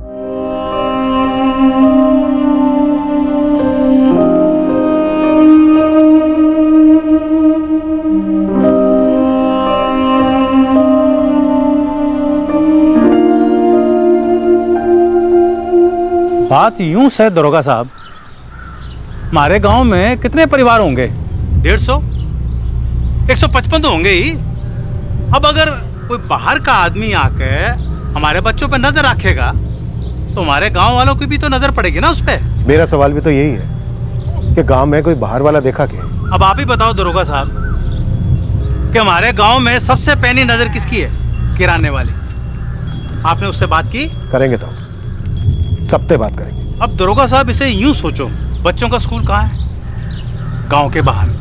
ऐसा भी तो हो सके कोई बाहर का आदमी गाड़ी लेके आया हो और बच्चों को बोला हो, आओ बच्चों तुमको मैं गाड़ी पे बिठा के तुम्हारे घर छोड़ देता हूँ, और उसे कहीं और ले गया हो तो। हाँ तो हो तो सके है, पर आपको ऐसा क्यों लगे है कि कोई बाहर का आदमी गाड़ी लेके आया होगा, बच्चों को फंसाया होगा और बिठा के कहीं ले गया? क्योंकि 10 साल पहले जो हुआ था वो अभी तो हो सके। ये हुआ था 10 साल पहले तब? हमारे पड़ोस में गांव है दोदरिया, वहां हूबहू ऐसी ही घटना घटी थी।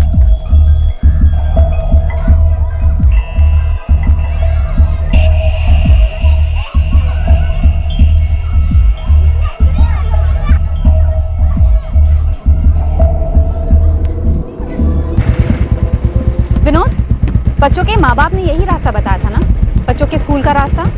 जी मैडम जी।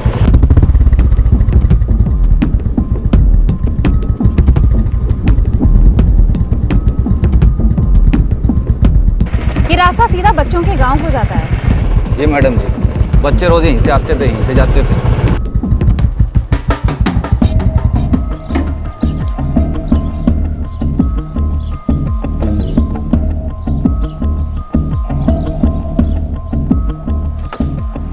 सारे रास्ते में ना तो एक दुकान है और ना ही कोई घर।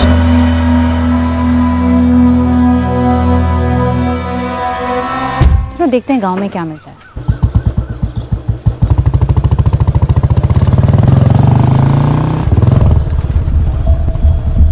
देखो मैडम जी, इस गांव के सारे बच्चे एक ही स्कूल में जावे हैं, सरकारी वाले, और गुजरते तो यहीं से हैं। उनमें से 4 गायब हुए हैं। सुना गांव वालों से। तो क्या ये 4 बच्चे कल तुम्हारे दुकान के सामने से गुजरे थे? गुजरे होंगे जी, मैंने ध्यान ना दिया। और फिर वैसे भी हम सारे बच्चों को नाम और शक्ल से थोड़ी पहचानते हैं।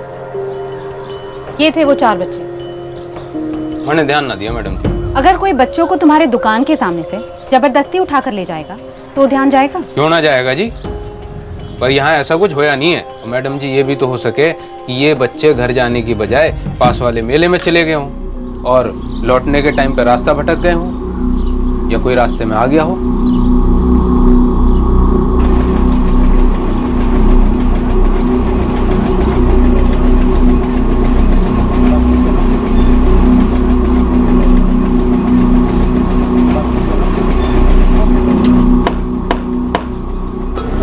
सुनिए, इन बच्चों को कहीं देखा है? मैडम जी मेला है, मेला है, यहाँ हजारों लोग आते जाते हैं। इसका चेहरा कौन याद रखता है?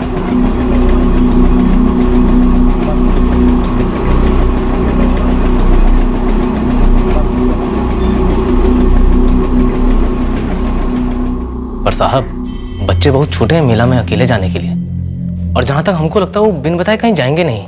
रघु, योगेश, क्या तुम दोनों की किसी के साथ कोई निजी दुश्मनी? रोजी रोटी कमाने में सारा टाइम निकलता है साहब, दुश्मनी क्या निभाएंगे किसी से। गरीबी हमारी सबसे बड़ी दुश्मन है सर जी, रोज उसी से लड़ते हैं। पर साहब, बड़ों का लड़ाई में बच्चों को कौन गायब करता है? करता है तरुण, दुश्मनी हर तरीके से निभाई जाती है। करने को कोई कुछ भी कर सकता है, होने को कुछ भी हो सकता है। तुम सब लोग अच्छी तरह से याद करो, अपनी पत्नियों से भी पूछो, क्या कभी किसी ने उन्हें कोई धमकी दी थी? गलती से भी किसी के मुंह से निकल गया था कि बच्चे के साथ कुछ करेंगे? चारों बच्चों के क्लास में हर बच्चे से एक एक करके मैंने पर्सनली पूछा है। कुछ पता चला? चारों बच्चे आखिरी क्लास तक स्कूल में ही थे। क्या बच्चों ने रोज की तरह इन चारों को स्कूल से एक साथ निकलते देखा? अब बच्चे हैं सर, सभी अपने आप में मगन होते हैं स्कूल के बाद। किसी ने कोई ठोस बात तो नहीं की कि साथ जाते देखा है, और वैसे भी सर बात बात में बात पलटते रहते हैं। अच्छा, इन चारों बच्चों में से किसी एक ने भी किसी बच्चे से बात की कि स्कूल के बाद ये लोग कहीं जाने वाले हैं, मेले में या फिर कहीं और? नहीं सर, ऐसी कोई बात सामने नहीं आई, और आपके कहने पर मैंने स्कूल के स्टोर रूम और बाथरूम की तलाशी ली, ना तो वहां बच्चे मिले और ना कोई निशानी, और झगड़े के बारे में भी पूछताछ किया सर। अब तीसरी, चौथी, पांचवी के बच्चों की क्या लड़ाई हो सकती है सर? Thank you. क्या ये अंदर की बात हो सकती है? क्या इन दोनों जोड़ों के बीच का मसला हो सकता है? चार बच्चे ऐसे किसी अजनबी के साथ तो नहीं जा सकते। नहीं मैडम जी, मैंने कभी रघु और विमला को उल्टी सीधी बात करते नहीं सुना, ना किसी से झगड़ा ना कुछ। शुक्ला जी, क्या आपको लगता है कि किसी भी कारण इन दोनों ने पड़ोसियों के बच्चों के साथ ही अपने बच्चे भी गायब करवा दिए हो? बिल्कुल नहीं मैडम जी, वो लोग तो मेहनत करके पाई जोड़ रहे थे ताकि उनके बच्चों को सरकारी स्कूल से निकालकर प्राइवेट स्कूल में भर्ती करा सके। वो उनको अपने से बेहतर जिंदगी देना चाहते थे। साहब, ये जो योगेश ठाकुर है 15 साल से मुझसे ही सब्जियां लेता है अपने ठेले के लिए। और तो मैं ये कहूँगा कि ये जो योगेश ठाकुर है वो कभी भी अपने बच्चों के साथ गलत नहीं करेगा, और ना ही किसी और के बच्चों के साथ। ठीक है, योगेश नहीं करेगा तो फिर कौन कर सकता है? इस पूरे मार्केट में इतनी दुश्मनी योगेश के साथ किसकी है? इस वक्त तो गांव का एक ही दुश्मन, वो है डर। जब से ये बात गांव में फैली है ना, सभी अपने अपने बच्चों के लिए फिक्र कर रहे हैं। लोग रातों को पहरा भी देते हैं।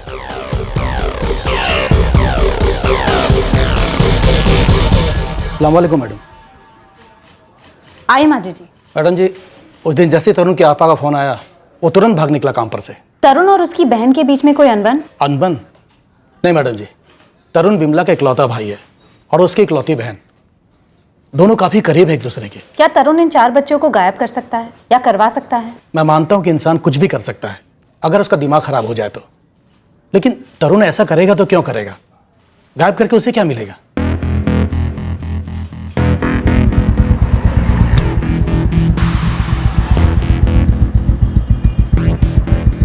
सर जी, कोई खबर नहीं अभी तक। तीनों परिवारों को खूब खंगाला, लेकिन कोई अंदर की बात सामने नहीं आ रही। तुम्हारे रोहतक साइड का कोई गिरोह, ट्रैफिकिंग करने वाला, भिखारी माफिया? अभी तक तो कोई टिप नहीं मिली मैडम जी। वैसे जब से आपने बोला कि बच्चे गायब हो गए, उसी रात से रोहतक स्टेशन पे मेरे 3 बंदे फुल टाइम फील्डिंग कर रहे हैं। कोई भी खबर मिली पहले मेरा मोबाइल बजेगा, फिर आपका। गांव और स्कूल के बीच एक रास्ता है, वो सबसे सुनसान है। हो सकता है वहीं से उठाए गए हों। वो तो हम भी जानते हैं राजेश, तू बस इतना पता लगा कि बच्चों को किसने उठाया और क्यों उठाया। यूपी और दिल्ली, वहाँ मेरे खास लोग हैं, भेजता हूँ फोटो उनको। एक 10 साल का बच्चा, 2 8 साल की और एक 9 साल की बच्ची। हो सकता है किसी ने उनको कुछ खिला पिला दिया हो, शोर हुआ ही ना हो। जैसे भी एक सिंगल आधी पौनी कोई भी टिप मुझे मिलती है, मैं तुरंत आपको फोन करता हूँ। देखिए, मैं आप लोगों का दर्द, आप लोगों की पीड़ा, आप लोगों की टेंशन अच्छी तरह से समझ सकता हूँ, लेकिन आप लोगों को दिलासा देने के लिए मैं ये नहीं कहूंगा कि केस आगे बढ़ रहा है, हम केस के नजदीक हैं। दरअसल अभी तक हमारे कुछ हाथ नहीं लगा है। इसमें कोई दो राय नहीं है कि आप लोगों के बच्चों को कोई उठाकर ले गया है, लेकिन वो कौन है ये जानने के लिए वो क्यों ले गया है ये जानना बहुत जरूरी है, और अभी तक हमें इसका कोई कारण पता नहीं चला है। साहब जी, हमारे बच्चे तो मिल जाएंगे ना? बच्चों के बिना जीना दुश्वार हो गया है साहब। साहब, सारा गांव एक हफ्ते से ढूंढ रहा है। देखिए, हम जमीन आसमान एक कर रहे हैं। हर गैंग, हर गिरोह, हर क्रिमिनल का पीछा कर रहे हैं। दूसरे राज्यों में भी हम लोग खोज रहे हैं, लेकिन अफसोस अभी तक हमें हमारे किसी भी सवाल का जवाब नहीं मिला है। लेकिन मिलेगा। सवाल का जवाब मिलेगा, बच्चे भी मिलेंगे। ये वादा है मेरा आप लोगों से, हम बच्चों को ढूंढ कर रहेंगे। मैडम, एक टिप मिली है, नाम है प्रिया। कौन प्रिया? धंधा करती है मैडम जी, सुल्तान कला में रहती है। ठीक है, पर बच्चों के केस से क्या लेना देना? ये आपकी तीली है मैडम, जलाओ इसे, शायद थोड़ा अंधेरा दूर हो जाए बच्चों के केस पर से। उषा तिवारी न्यासगंज की है? हाँ साहब, दरअसल गांव का एक नाई है, श्यामू नाई। बंदी उसके बगल वाले घर में ही रहती है, और श्यामू घर वाली ने कुछ सुन लिया है। क्या सुन लिया? उषा किसी बाहर वाले का जिक्र कर रही थी साहब, जो बच्चे उठाने का काम करता है।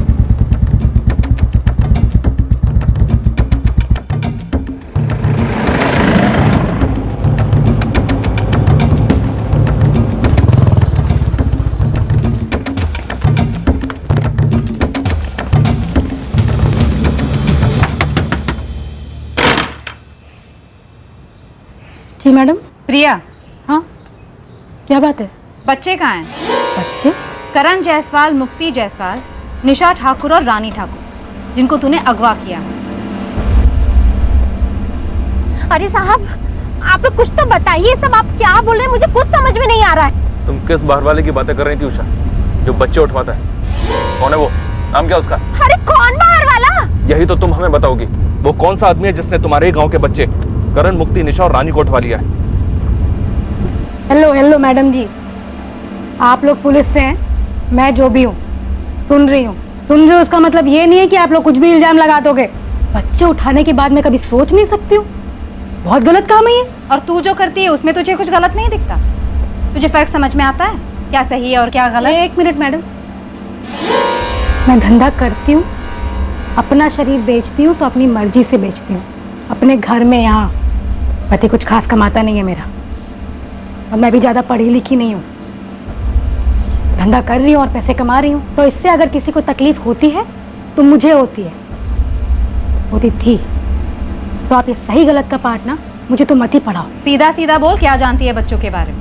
गांव में पोस्टर देखे हैं और लोगों से सुना है, उसके आगे कुछ नहीं। बच्चे, खासकर बच्चियाँ, तेरे धंधे में काफ़ी खरीदी बेची जाती, और तेरा इन गैंग्स के साथ कोई ताल्लुक नहीं? नहीं है मैडम, नहीं है।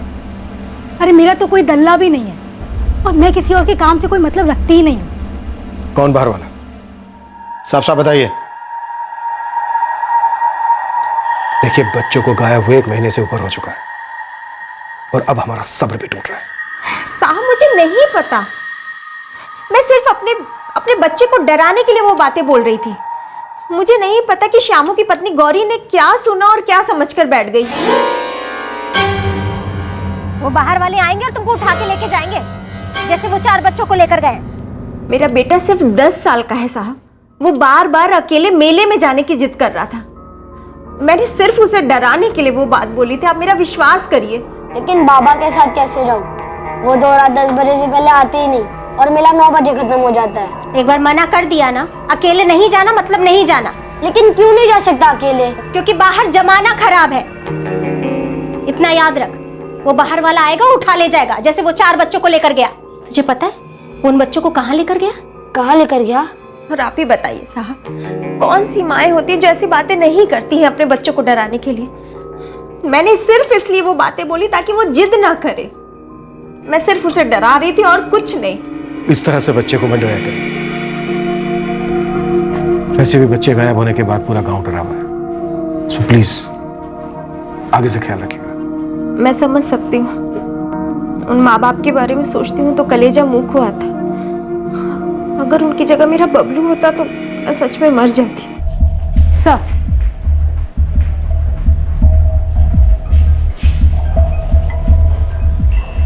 सर उस सेक्स वर्कर प्रिया से कुछ नहीं मिल पाया।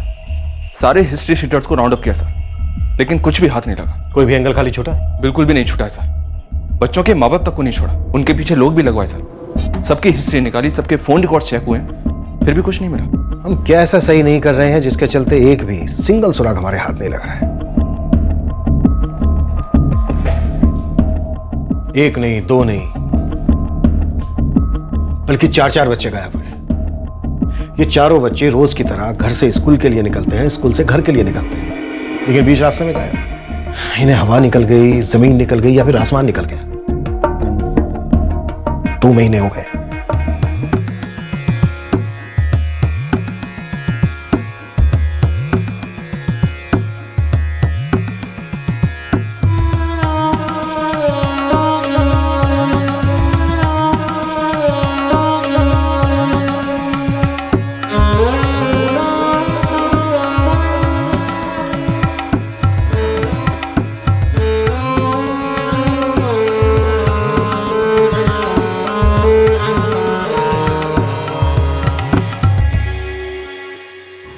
रघु भाई साहब और विमला गांव छोड़ के जा रहे हैं और तरुण और विद्या भी। मन ही नहीं लगता यार योगेश, बच्चों का याद सताता है तो कहीं और जाके शायद।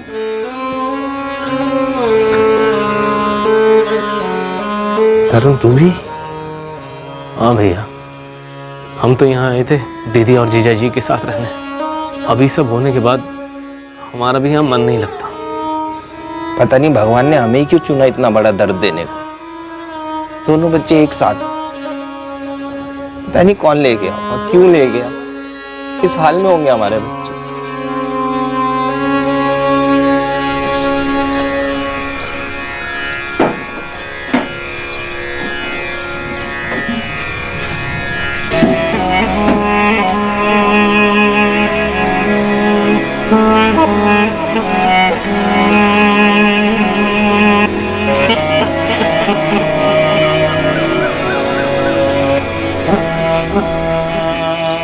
रघु, बिमला, बिमला का भाई तरुण और उसकी पत्नी विद्या एक नए सिरे से शुरुआत करने की कोशिश में पुरानी बस्ती छोड़कर निकल आए। पर क्या बच्चों को खोने का दर्द उन्हें नई शुरुआत करने देता है? कुछ ही समय में तरुण और विद्या भी अपने रास्ते चले गए और रघु और बिमला अपने।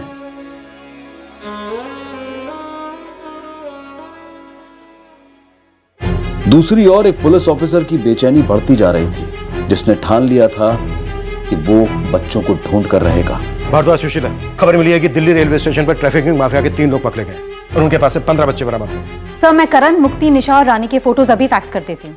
उनके सारे डिटेल्स भी अपडेट कर देती हूँ। ना, इतने से काम नहीं होगा। तुम दोनों को वहां खुद जाना होगा और खुद जाकर देखना होगा कि उन 15 बच्चों में से ये 4 बच्चे हैं या नहीं, या इन चारों में से कोई एक भी। Clear sir. भारद्वाज, लखनऊ के इंस्पेक्टर चतुर्वेदी से मेरी बात हुई है। उन्होंने 7 बच्चे रेस्क्यू किए हैं बिल्डिंग कंस्ट्रक्शन साइट से। उनसे जबरदस्ती मजदूरी करवाई जा रही थी। तुम एक काम करो, अपनी फाइल वहां पर भेज दो तुरंत, अभी देर मत करो। ओके? हाँ रमाकांत, एक मिनट। एक मिनट। जो लड़का है करण जायसवाल, उसकी एज हो गई होगी इस वक्त 11 साल और उसकी बहन मुक्ति जायसवाल, उसकी एज हो गई होगी 9 साल। रानी ठाकुर की एज भी 9 साल और उसकी बड़ी बहन निशा ठाकुर, वो हो गई होगी 10 साल। अरे बच्चों से एक बार पूछो तो सही, हो सकता है कि ट्रैफिकर्स ने ड्रग्स दी हो बच्चों को, बच्चे भूल गए हो। एक काम करो, जो लड़का है करण जायसवाल, उसको बोलो कि उसके माँ बाप का नाम रघु और बिमला जायसवाल। सर। सुशीला, ये जो 4 बच्चे मिसिंग हैं, करण, मुक्ति, निशा, रानी, इनकी फोटो जिपनेट पर है? जी हाँ सर, पिछले 1 साल से है और सारे पुलिस स्टेशंस में भी है। बराबर रिमाइंडर देते रहना, इनकी एज भी अपडेट करते रहना, भूलना मत। हम भेजते रहते हैं सर, और आगे भी जरूर भेजेंगे। गुड। हम इन बच्चों को ढूंढ कर ही दम लेंगे। समय बीतता गया, भरोसा अब एक औपचारिक जज्बात बनकर रह गया था, पर फिर भी इंतजार था। एक जलता दिया था जो तब तक नहीं बुझने वाला था जब तक ये नहीं पता चल जाता कि इन 4 बच्चों के साथ हुआ क्या था। 2013 में गायब हुए करण, मुक्ति, निशा और रानी अब 2 साल से गायब थे। 2015 आ गया था, पर पुलिस के हाथों में एक भी सुराग नहीं था। इन्वेस्टिगेटिंग ऑफिसर इंस्पेक्टर गोयल अब ट्रांसफर और प्रमोशन के साथ दूसरी पोस्टिंग ज्वाइन करने वाले थे, लेकिन 4 गायब बच्चों का अनसुलझा केस उस ऑफिसर को अब भी तकलीफ दे रहा था। लेकिन उनके शिफ्ट होने के कुछ ही दिन पहले आखिरकार इस केस में पहला ब्रेक थ्रू आया, और वो भी ऐसी जगह से जहां से कोई अपेक्षा नहीं थी।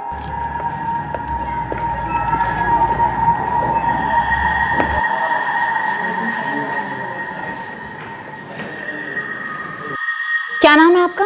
जी हमारा नाम नयन यादव है। और हमें मयूर गुप्ता। कहाँ से आए आप? जी कानपुर से। क्या जानते हैं आप इन 4 बच्चों के बारे में? मैडम ये 4 बच्चे 2 साल पहले यहाँ नियाजगंज से गायब हुए थे। आप क्या जानते हैं जो कानपुर से यहाँ बताने आए हैं?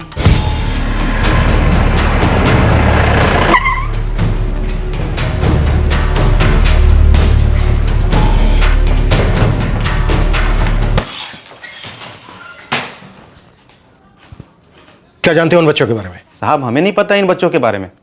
हम लोग तो कानपुर से हैं और पहली बार आए हैं नियाजगंज में। साहब हमारा दोस्त बताया था हमें इन बच्चों के बारे में, तो उसका बात सुन के हमें लगा कि आपको बता देना चाहिए। क्या बता देना चाहिए? कौन है दोस्त तुम्हारा? उन बच्चों के बारे में क्या जानता है? नाम क्या है उसका? गिरीश मिश्रा। वाह भाई गिरीश, बड़ा बहादुर है। 3 रुपया के गिलास में सारी भड़ास कुर्बान। साले फट्टू अब है तुम, फट्टू। चुप साले, फट्टू किसको बोल रहे हैं? किस है? हमें? अरे जानता नहीं हम कौन है? तुम डरे हुए इंसान हो साले, जिसको क्या बोलते हैं पता है? फट्टू। खबरदार साले, जो हमें फिर से फट्टू बोले तो कसम गायब करवा देंगे दोनों को। हम मालूम भी नहीं चलेगा, सीधे गायब। गायब? मतलब तुम हमें गायब करवा दोगे और हमें मालूम भी नहीं पड़ेगा? वाह भैया, तुम तो जादूगर निकले बे। छू मंत्र जादू मंत्र, छू मंत्र जादू मंत्र। मजाक उड़ा रहे हो हमारा? हैं? हिम्मत देखनी हमारी तो जाओ हरियाणा, नियाजगंज गांव थाना में जाकर पता करो। 1 नहीं 2 नहीं 4 बच्चे उठाए हम, 4। और आज तक पुलिस वालों को उनका बाल तक नहीं मिला, समझे? ओह, बच्चे उठाए तो यही है साले तुम्हारी औकात है? बच्चे भी मजाक उड़ाते हो। और क्या बोल के पुकारते थे तुम? लल्लू या फट्टू? चुप साले चुप। स्टोरी सुनोगे ना हमरा तो सालो आत्मा कांप जाएगा तुम्हारा, पेशाब निकल जाएगा डर के मारे, समझे? वो है हम, पुलिस वाला, बच्चों का माँ बाप सब पगला गए हैं कि बच्चे गए कहाँ। वो सिर्फ एक आदमी जानता है, वो है हम। साहब ये गिरीश हमारे साथ काम करता है। 2 पौवा लगाने के बाद हमेशा बकवास करता है और हम दोनों उसकी खिंचाई करते हैं। लेकिन साहब ये बच्चों वाली बात वो पहले कभी नहीं किया था, तो बोला तो बड़ा अजीब सा लगा हमें। तो बस हम पहुंच आए बिना उसे बताए, सोचा पता तो करें माजरा क्या है। क्या नाम गिरीश मिश्रा हमारी इन्वेस्टिगेशन के दौरान कभी सामने आया? नहीं सर। कभी नहीं सर। साहब 1 सेकंड, हमारे पास फोटो है इसका।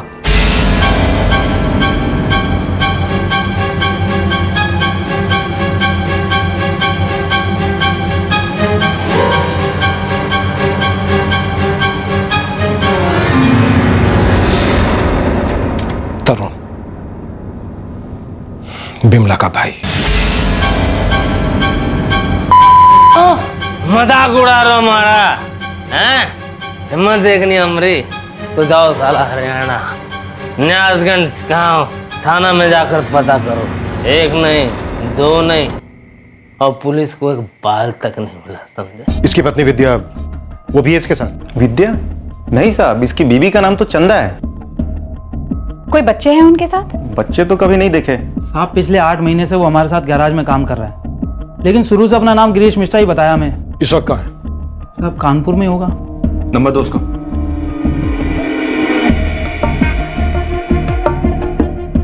ये दोनों हमारी नजरों के सामने रहेंगे, हमारे साथ कानपुर चलेंगे।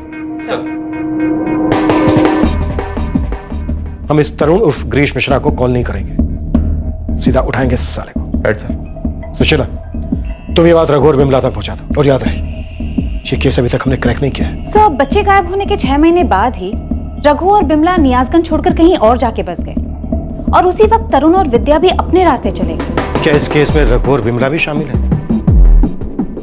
या फिर ये सिर्फ तरुण और विद्या ने किया है? योगेश, ये रघु और बिमला कहाँ हैं? मैडम जी वो तो 1-1.5 साल से दिल्ली में है। बच्चों के बारे में कुछ पता चला मैडम? नहीं, बस ऐसे ही पूछ रही थी। वो रघु का नंबर लगा रही थी और उसका नंबर बंद आ रहा था। कोई नया नंबर है क्या उसका? हाँ मैडम है, पर घर पर है। तुम लोगों की बात होती रहती है? जी हाँ, पर बात क्या है मैडम जी?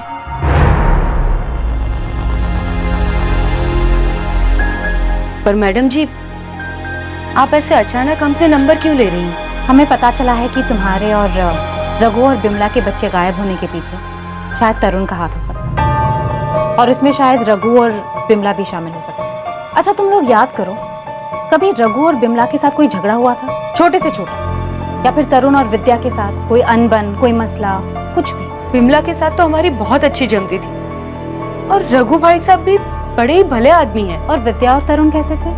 उनके साथ अच्छी नहीं जमती थी? अब आप पूछ रही है तो याद आ रहा है हल्का हल्का सा। ये जो विद्या थी ना, वो थोड़ी चिड़चिड़ी थी स्वभाव से। अरे ये क्या मंजू दीदी, हमने अभी झाड़ू लगाया और कचरा का डब्बा यहाँ रख के जा रही हैं। अरे तो क्या हुआ, हमने कचरे का डब्बा ही रखा है, वो तो वो सफाई वाला आके लेके जाएगा। तुम काहे इतना परेशान हो रही हो? अरे परेशान होने वाली तो बात ही है, अभी आपने तो कचरा रख दिया, मगर आप पहरेदारी करेंगी नहीं ना? अभी आएगा वो गले कुत्ता, सब बिखरा के चला जाएगा हमारे घर के सामने, और हमको दोबारा झाड़ू मारना पड़ेगा। अब सुबह में ही काहे नहीं रख देती है कचरा, ताकि हमको एक ही बार झाड़ू मारना पड़े? ये क्या बात हुई? अब हम हमारे घर के काम के हिसाब से काम करेंगे या तुम्हारी साफ सफाई के हिसाब से? कमाल करती हो। कभी कूड़े कचरे को लेकर बहस, तो कभी इनके सब्जी के ठेले को लेकर। ओ योगेश भाई, आपने फिर अपना ठेला हमारे घर के सामने खड़ा कर दिया था। गलती हो गई, कल से हम यहाँ नहीं खड़ा करेंगे, ठीक है? लेकिन ऐसी छोटी छोटी बातों के लिए कोई बच्चों को क्यों गायब करेगा? पता नहीं मंजू, लेकिन आज पूरे 2 साल के बाद ये पता चला है कि शायद तरुण ने कुछ किया था।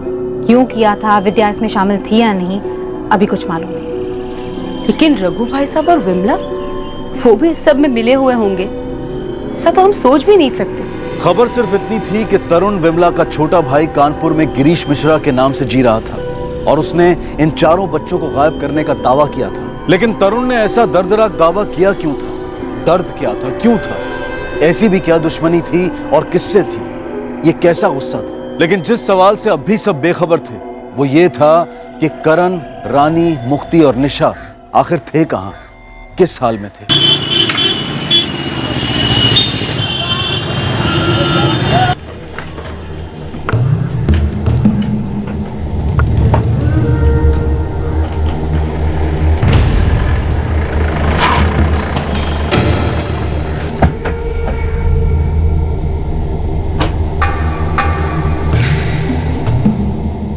तरुण उर्फ क्रिश, बच्चे कहाँ हैं? करण, मुक्ति, निशा और रानी।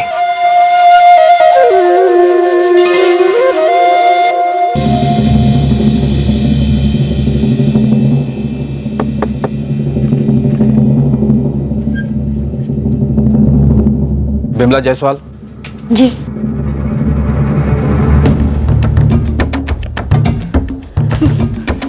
आप लोग कहाँ ढूंढ रहे हैं साहब जी? तुम्हारा पति रघु कहाँ है? वो काम पर गए हैं, नरेला में काम करते हैं वो। बच्चे कहाँ हैं बिमला जी? बच्चे? करण और मुक्ति, और आपके पड़ोसी की 2 बच्चियां, निशा और रानी। जी नारंग साहब। बच्चे यहाँ नहीं है, और ना ही उनका सामान। मुझे नहीं लगता कि इन्हें पता भी है कि हुआ क्या था। सर, आप जरा रघु और बिमला को नियाजगंज आने को कहेंगे तुरंत। ठीक है। कहाँ है हमारी बच्चियां मैडम जी? हमें अभी पक्का पता नहीं है। मैडम जी, आप वो रघु भाई साहब और बिमला के बारे में कुछ कह रही थी, वो क्या था? मैं ये पूछ रही थी कि क्या आपकी बच्चियां उन दोनों के पास तो नहीं? लेकिन बच्चे तो उनके भी गायब हुए थे, तो हमारी बच्चियां उनके पास कैसे हो सकती हैं? योगेश जी, जुर्म की दुनिया में कुछ भी हो सकता है। फिलहाल बिमला का भाई तरुण हमारे कस्टडी में है, उसे सब पता है। हम उसे बुलवाएंगे और वो बोलेगा।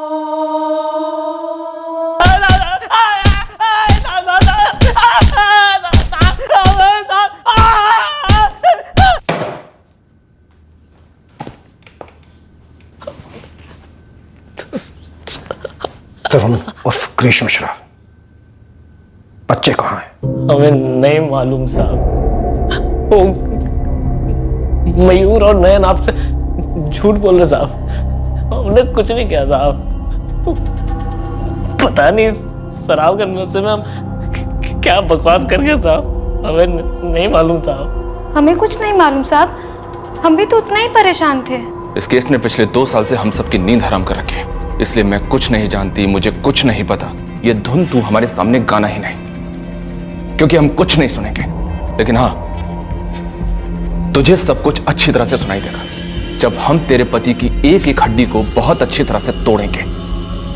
और उसके बाद तेरी भी धुलाई होगी जम के, कोई रहम नहीं। और तू तब तक पिटेगी जब तक ये पता नहीं देती कि बच्चे इस वक्त कहां हैं और किस हालत में हैं। अगर तूने कुछ नहीं किया तो फिर यहां से इतनी दूर कानपुर जाकर तू तरुण से गिरीश मिश्रा क्यों बना? तेरी बीवी विद्या से चंदा क्यों बनी? साहब वो तो हमने अपने घर वालों के गुस्से से बचने के लिए नाम बदला था साहब। कैसा गुस्सा? न्यासगंज में तुम लोग तरुण और विद्या थे, तो कानपुर में गिरीश और चंदा क्यों बने? वो हमारे पति ने कहा कि नाम बदल लेते हैं, वरना अगर कोई गांव का मिल गया और उसने हमें पहचान लिया तो बवाल खड़ा हो जाएगा। कैसा बवाल? तेरी कहानी सुनने के लिए इस वक्त मेरे पास बिल्कुल वक्त नहीं है, इसलिए जल्दी से बोल बच्चे कहाँ हैं? साहब हमें नहीं मालूम साहब बच्चे कहाँ हैं। हमने इसलिए नाम नहीं बदला था साहब, सच कह रहे साहब। वो हम और विद्या भाग के शादी किए थे साहब, और हमारा गांव साहब कानपुर की तरफ ही पड़ता है, इसलिए डर गए थे कि कहीं कोई हमें पहचान ना ले साहब।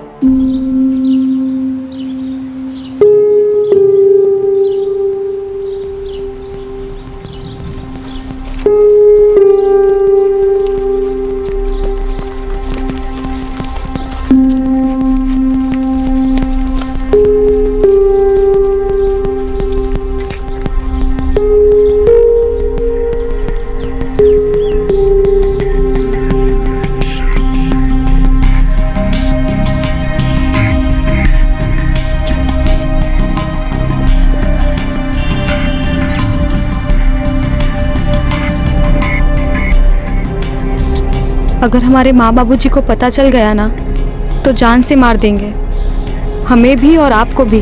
अरे हम यहाँ कभी वापस आएंगे ही नहीं। तो क्या बिमला दीदी और रघु जीजा जी हमें अपनाएंगे? एक बार शादी हो जाए ना तो देखना सब अपना लेंगे।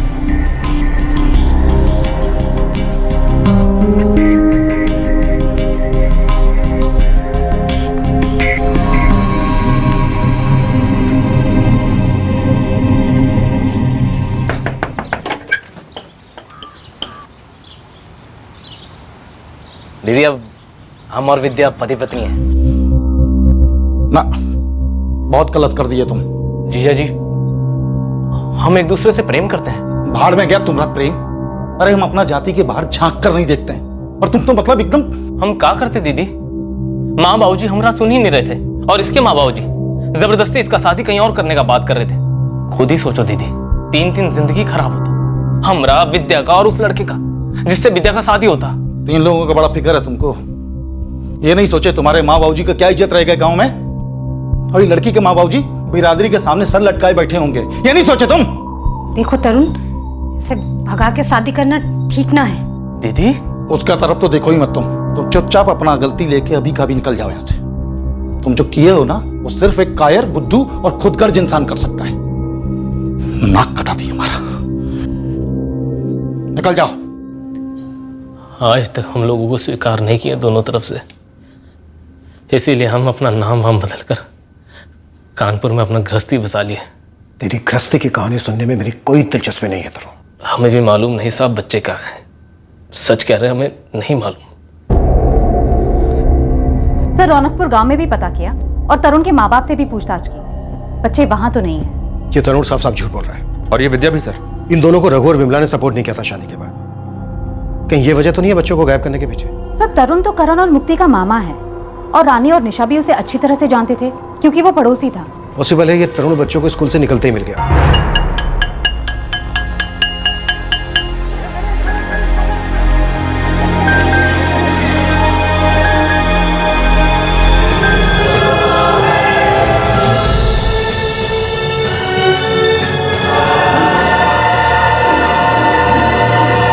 निशा और रानी को कोलेटरल डैमेज मान सकते हैं सर।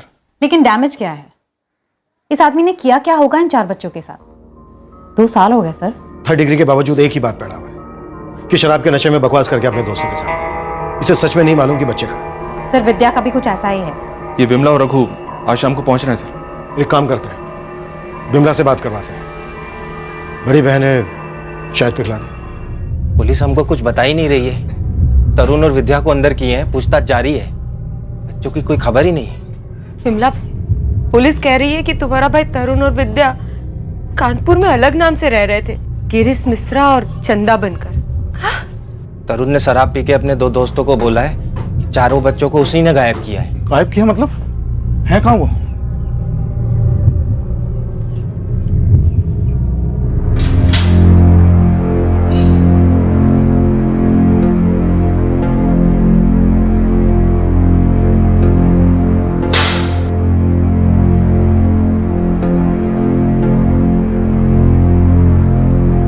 तरुण,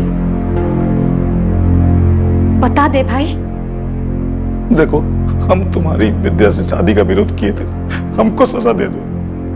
बच्चों का क्या गलती? बता दो कहाँ है? हम हाथ जोड़ के माफी मांगते हैं तुमसे। माफी? माफी?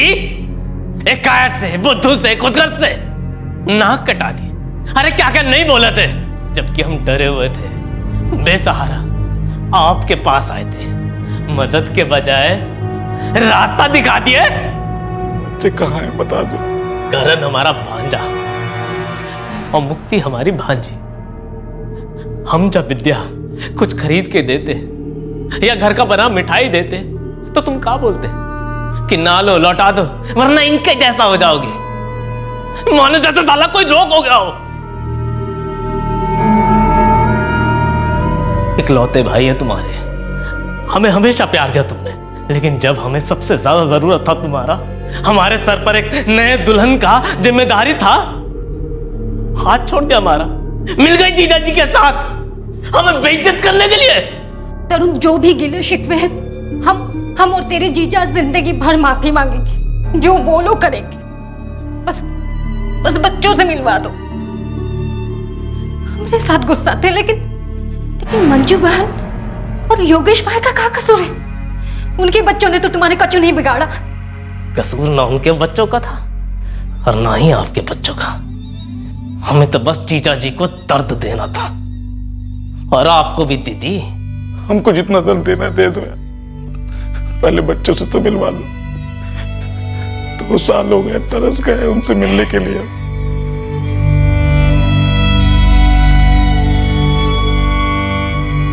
बच्चे कहाँ हैं तरुण?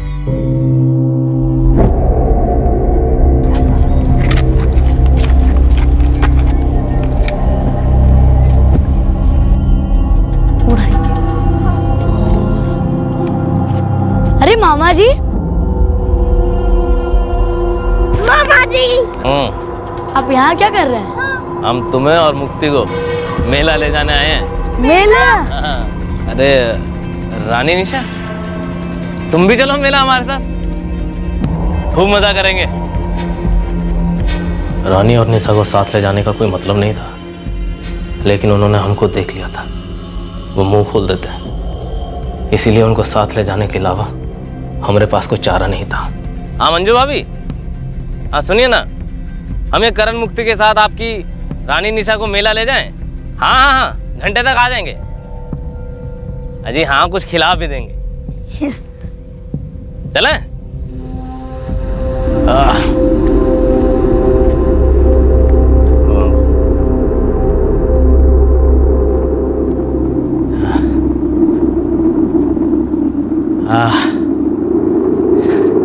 चलो बच्चा पार्टी, अब थोड़ा सुस्ता लेते हैं, ठीक है? और चॉकलेट्स भी खा लेते हैं।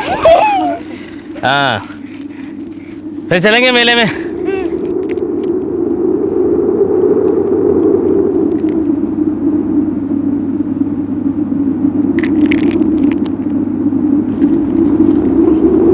मामा जी, मुझे ना सब में बहुत मजा आ रहा है, मेला, चॉकलेट, सब कुछ। हमें भी। तरुण, बच्चे कहाँ हैं सब? तरुण बोलता क्यों नहीं है?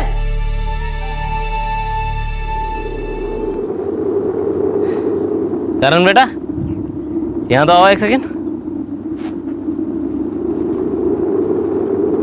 हाँ मामा जी। हम लोग हर महीना ऐसे ही घूमने आएंगे, अच्छा लगता है? बहुत अच्छा लगता है मामा जी। हाँ? और तुम्हें मालूम है, शहर में से भी 10 गुना बड़ा मेला लगता है, वहां भी लेकर चलेंगे तुम। सच में? हाँ हाँ। ये देखो मेरे पास तुमसे भी बड़ी चॉकलेट है। तो दीदी मुझे आधा। मैं क्यों दूँ? रानी खाने तो ना उसे, मेरे पास और है।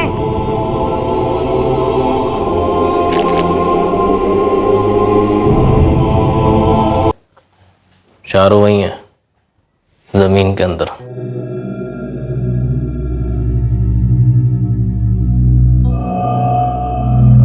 अरे कहा बोला? कहाँ है हमारी बच्चियां? विमला कुछ तो बोल, हमारी रानी और निशा कहाँ है? काहे कछु नहीं बोल रही?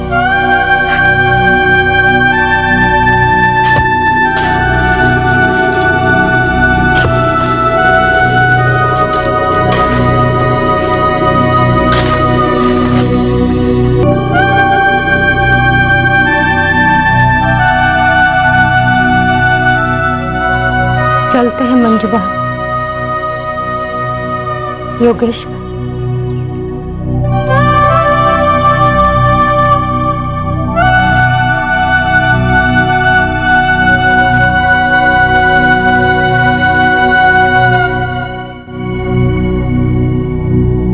विद्या, तुम्हें मालूम था, पहले दिन से मालूम था। तरुण ने हमें सब कुछ बता दिया। वो हमारे पति है साहब, हम डर गए थे। हमें मालूम था कि उनसे गलती हुई है। गलती? ये गलती सुधारी नहीं तुमने, इसे तुम ठीक कर सकते थे, छोड़ सकती थी ऐसे क्रूर इंसान को। बच्चों के माँ बाप से बता सकते थे कि तरुण ने करण, मुक्ति, निशा रानी का कत्ल कर दिया। तो परिवार बेचारे 2 साल तक तिल तिल कर किस्तों में तो ना मरते।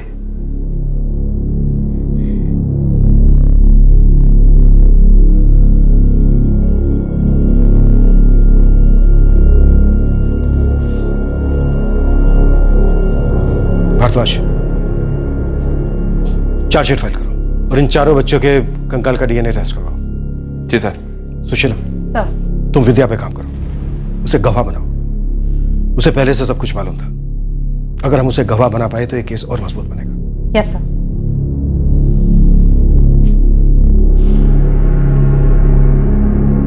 तरुण को आईपीसी की धारा 302 के तहत गिरफ्तार किया गया है। उस पर आईपीसी की धारा 365 के तहत किडनैपिंग का चार्ज भी लागू है। चारों बच्चों का डीएनए मैच किया गया और इस बात का पुष्टिकरण हुआ कि बरामद हुए कंकाल वाकई करण, मुक्ति, निशा और रानी के थे।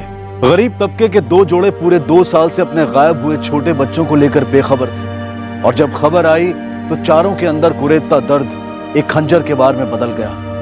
वो चारों बच्चे 2 साल पहले उसी दिन मारे गए थे जिस दिन वो स्कूल से अपने घर नहीं लौटे थे। इन बच्चों का नरसंहार सिर्फ इसलिए हुआ क्योंकि एक इंसान अपनी बहन और अपने जीजा को एक घरेलू मामले को लेकर दर्द देना चाहता था, प्रतिशोध चाहता था, जो उसने उनके बच्चों करण और मुक्ति को जान से मार कर लिया। पड़ोस में रहने वाले योगेश और मंजू ठाकुर का इस घरेलू झगड़े से दूर दूर तक कोई वास्ता नहीं था, लेकिन उनकी बच्चियां रानी और निशा भी मारी गईं ताकि वो गवाह न बन सके। इंसान अपने मानसिक घावों को इतनी अहमियत क्यों देता है, उसके साथ क्यों जीता रहता है? हम लोग बुरी यादों और मानसिक घावों से दूर हटकर जिंदगी को नए सिरे से क्यों नहीं शुरू कर पाते? क्यों इंसान को अपने आप को पीड़ित समझने में मजे आते हैं? और यह गलतफहमी क्यों होती है कि दर्द देने वाले को दर्द देने से अपना दर्द कम हो सकता है? जब भी कभी कोई तौहीन करता है, अपमान करता है, तब जरूरत होती है कि उसकी प्रतिक्रिया ठंडे दिमाग से सोच समझ कर दी जाए। अगर हम चोट करने वाले की हैसियत पर उतर आए और उस पर पलटवार करें तो दर्द और जिल्लत के चक्रव्यूह से बाहर निकलना नामुमकिन सा हो जाता है। अब मैं अनूप सोनी आपसे विदा लेता हूं। कल रात आपसे फिर मुलाकात होगी एक नए और चौंका देने वाले केस के साथ सीआईडी के एपिसोड के बाद। तब तक सुरक्षित रहें, सतर्क रहकर एक अच्छे नागरिक का फर्ज अदा करें और देखते रहें क्राइम पेट्रोल सतर्क। सबक एक को सीख हम सबको। जय हिंद। इस तरह के और भी एपिसोड देखने के लिए हमारे चैनल को सब्सक्राइब करें और बेल आइकन दबाना ना भूलें।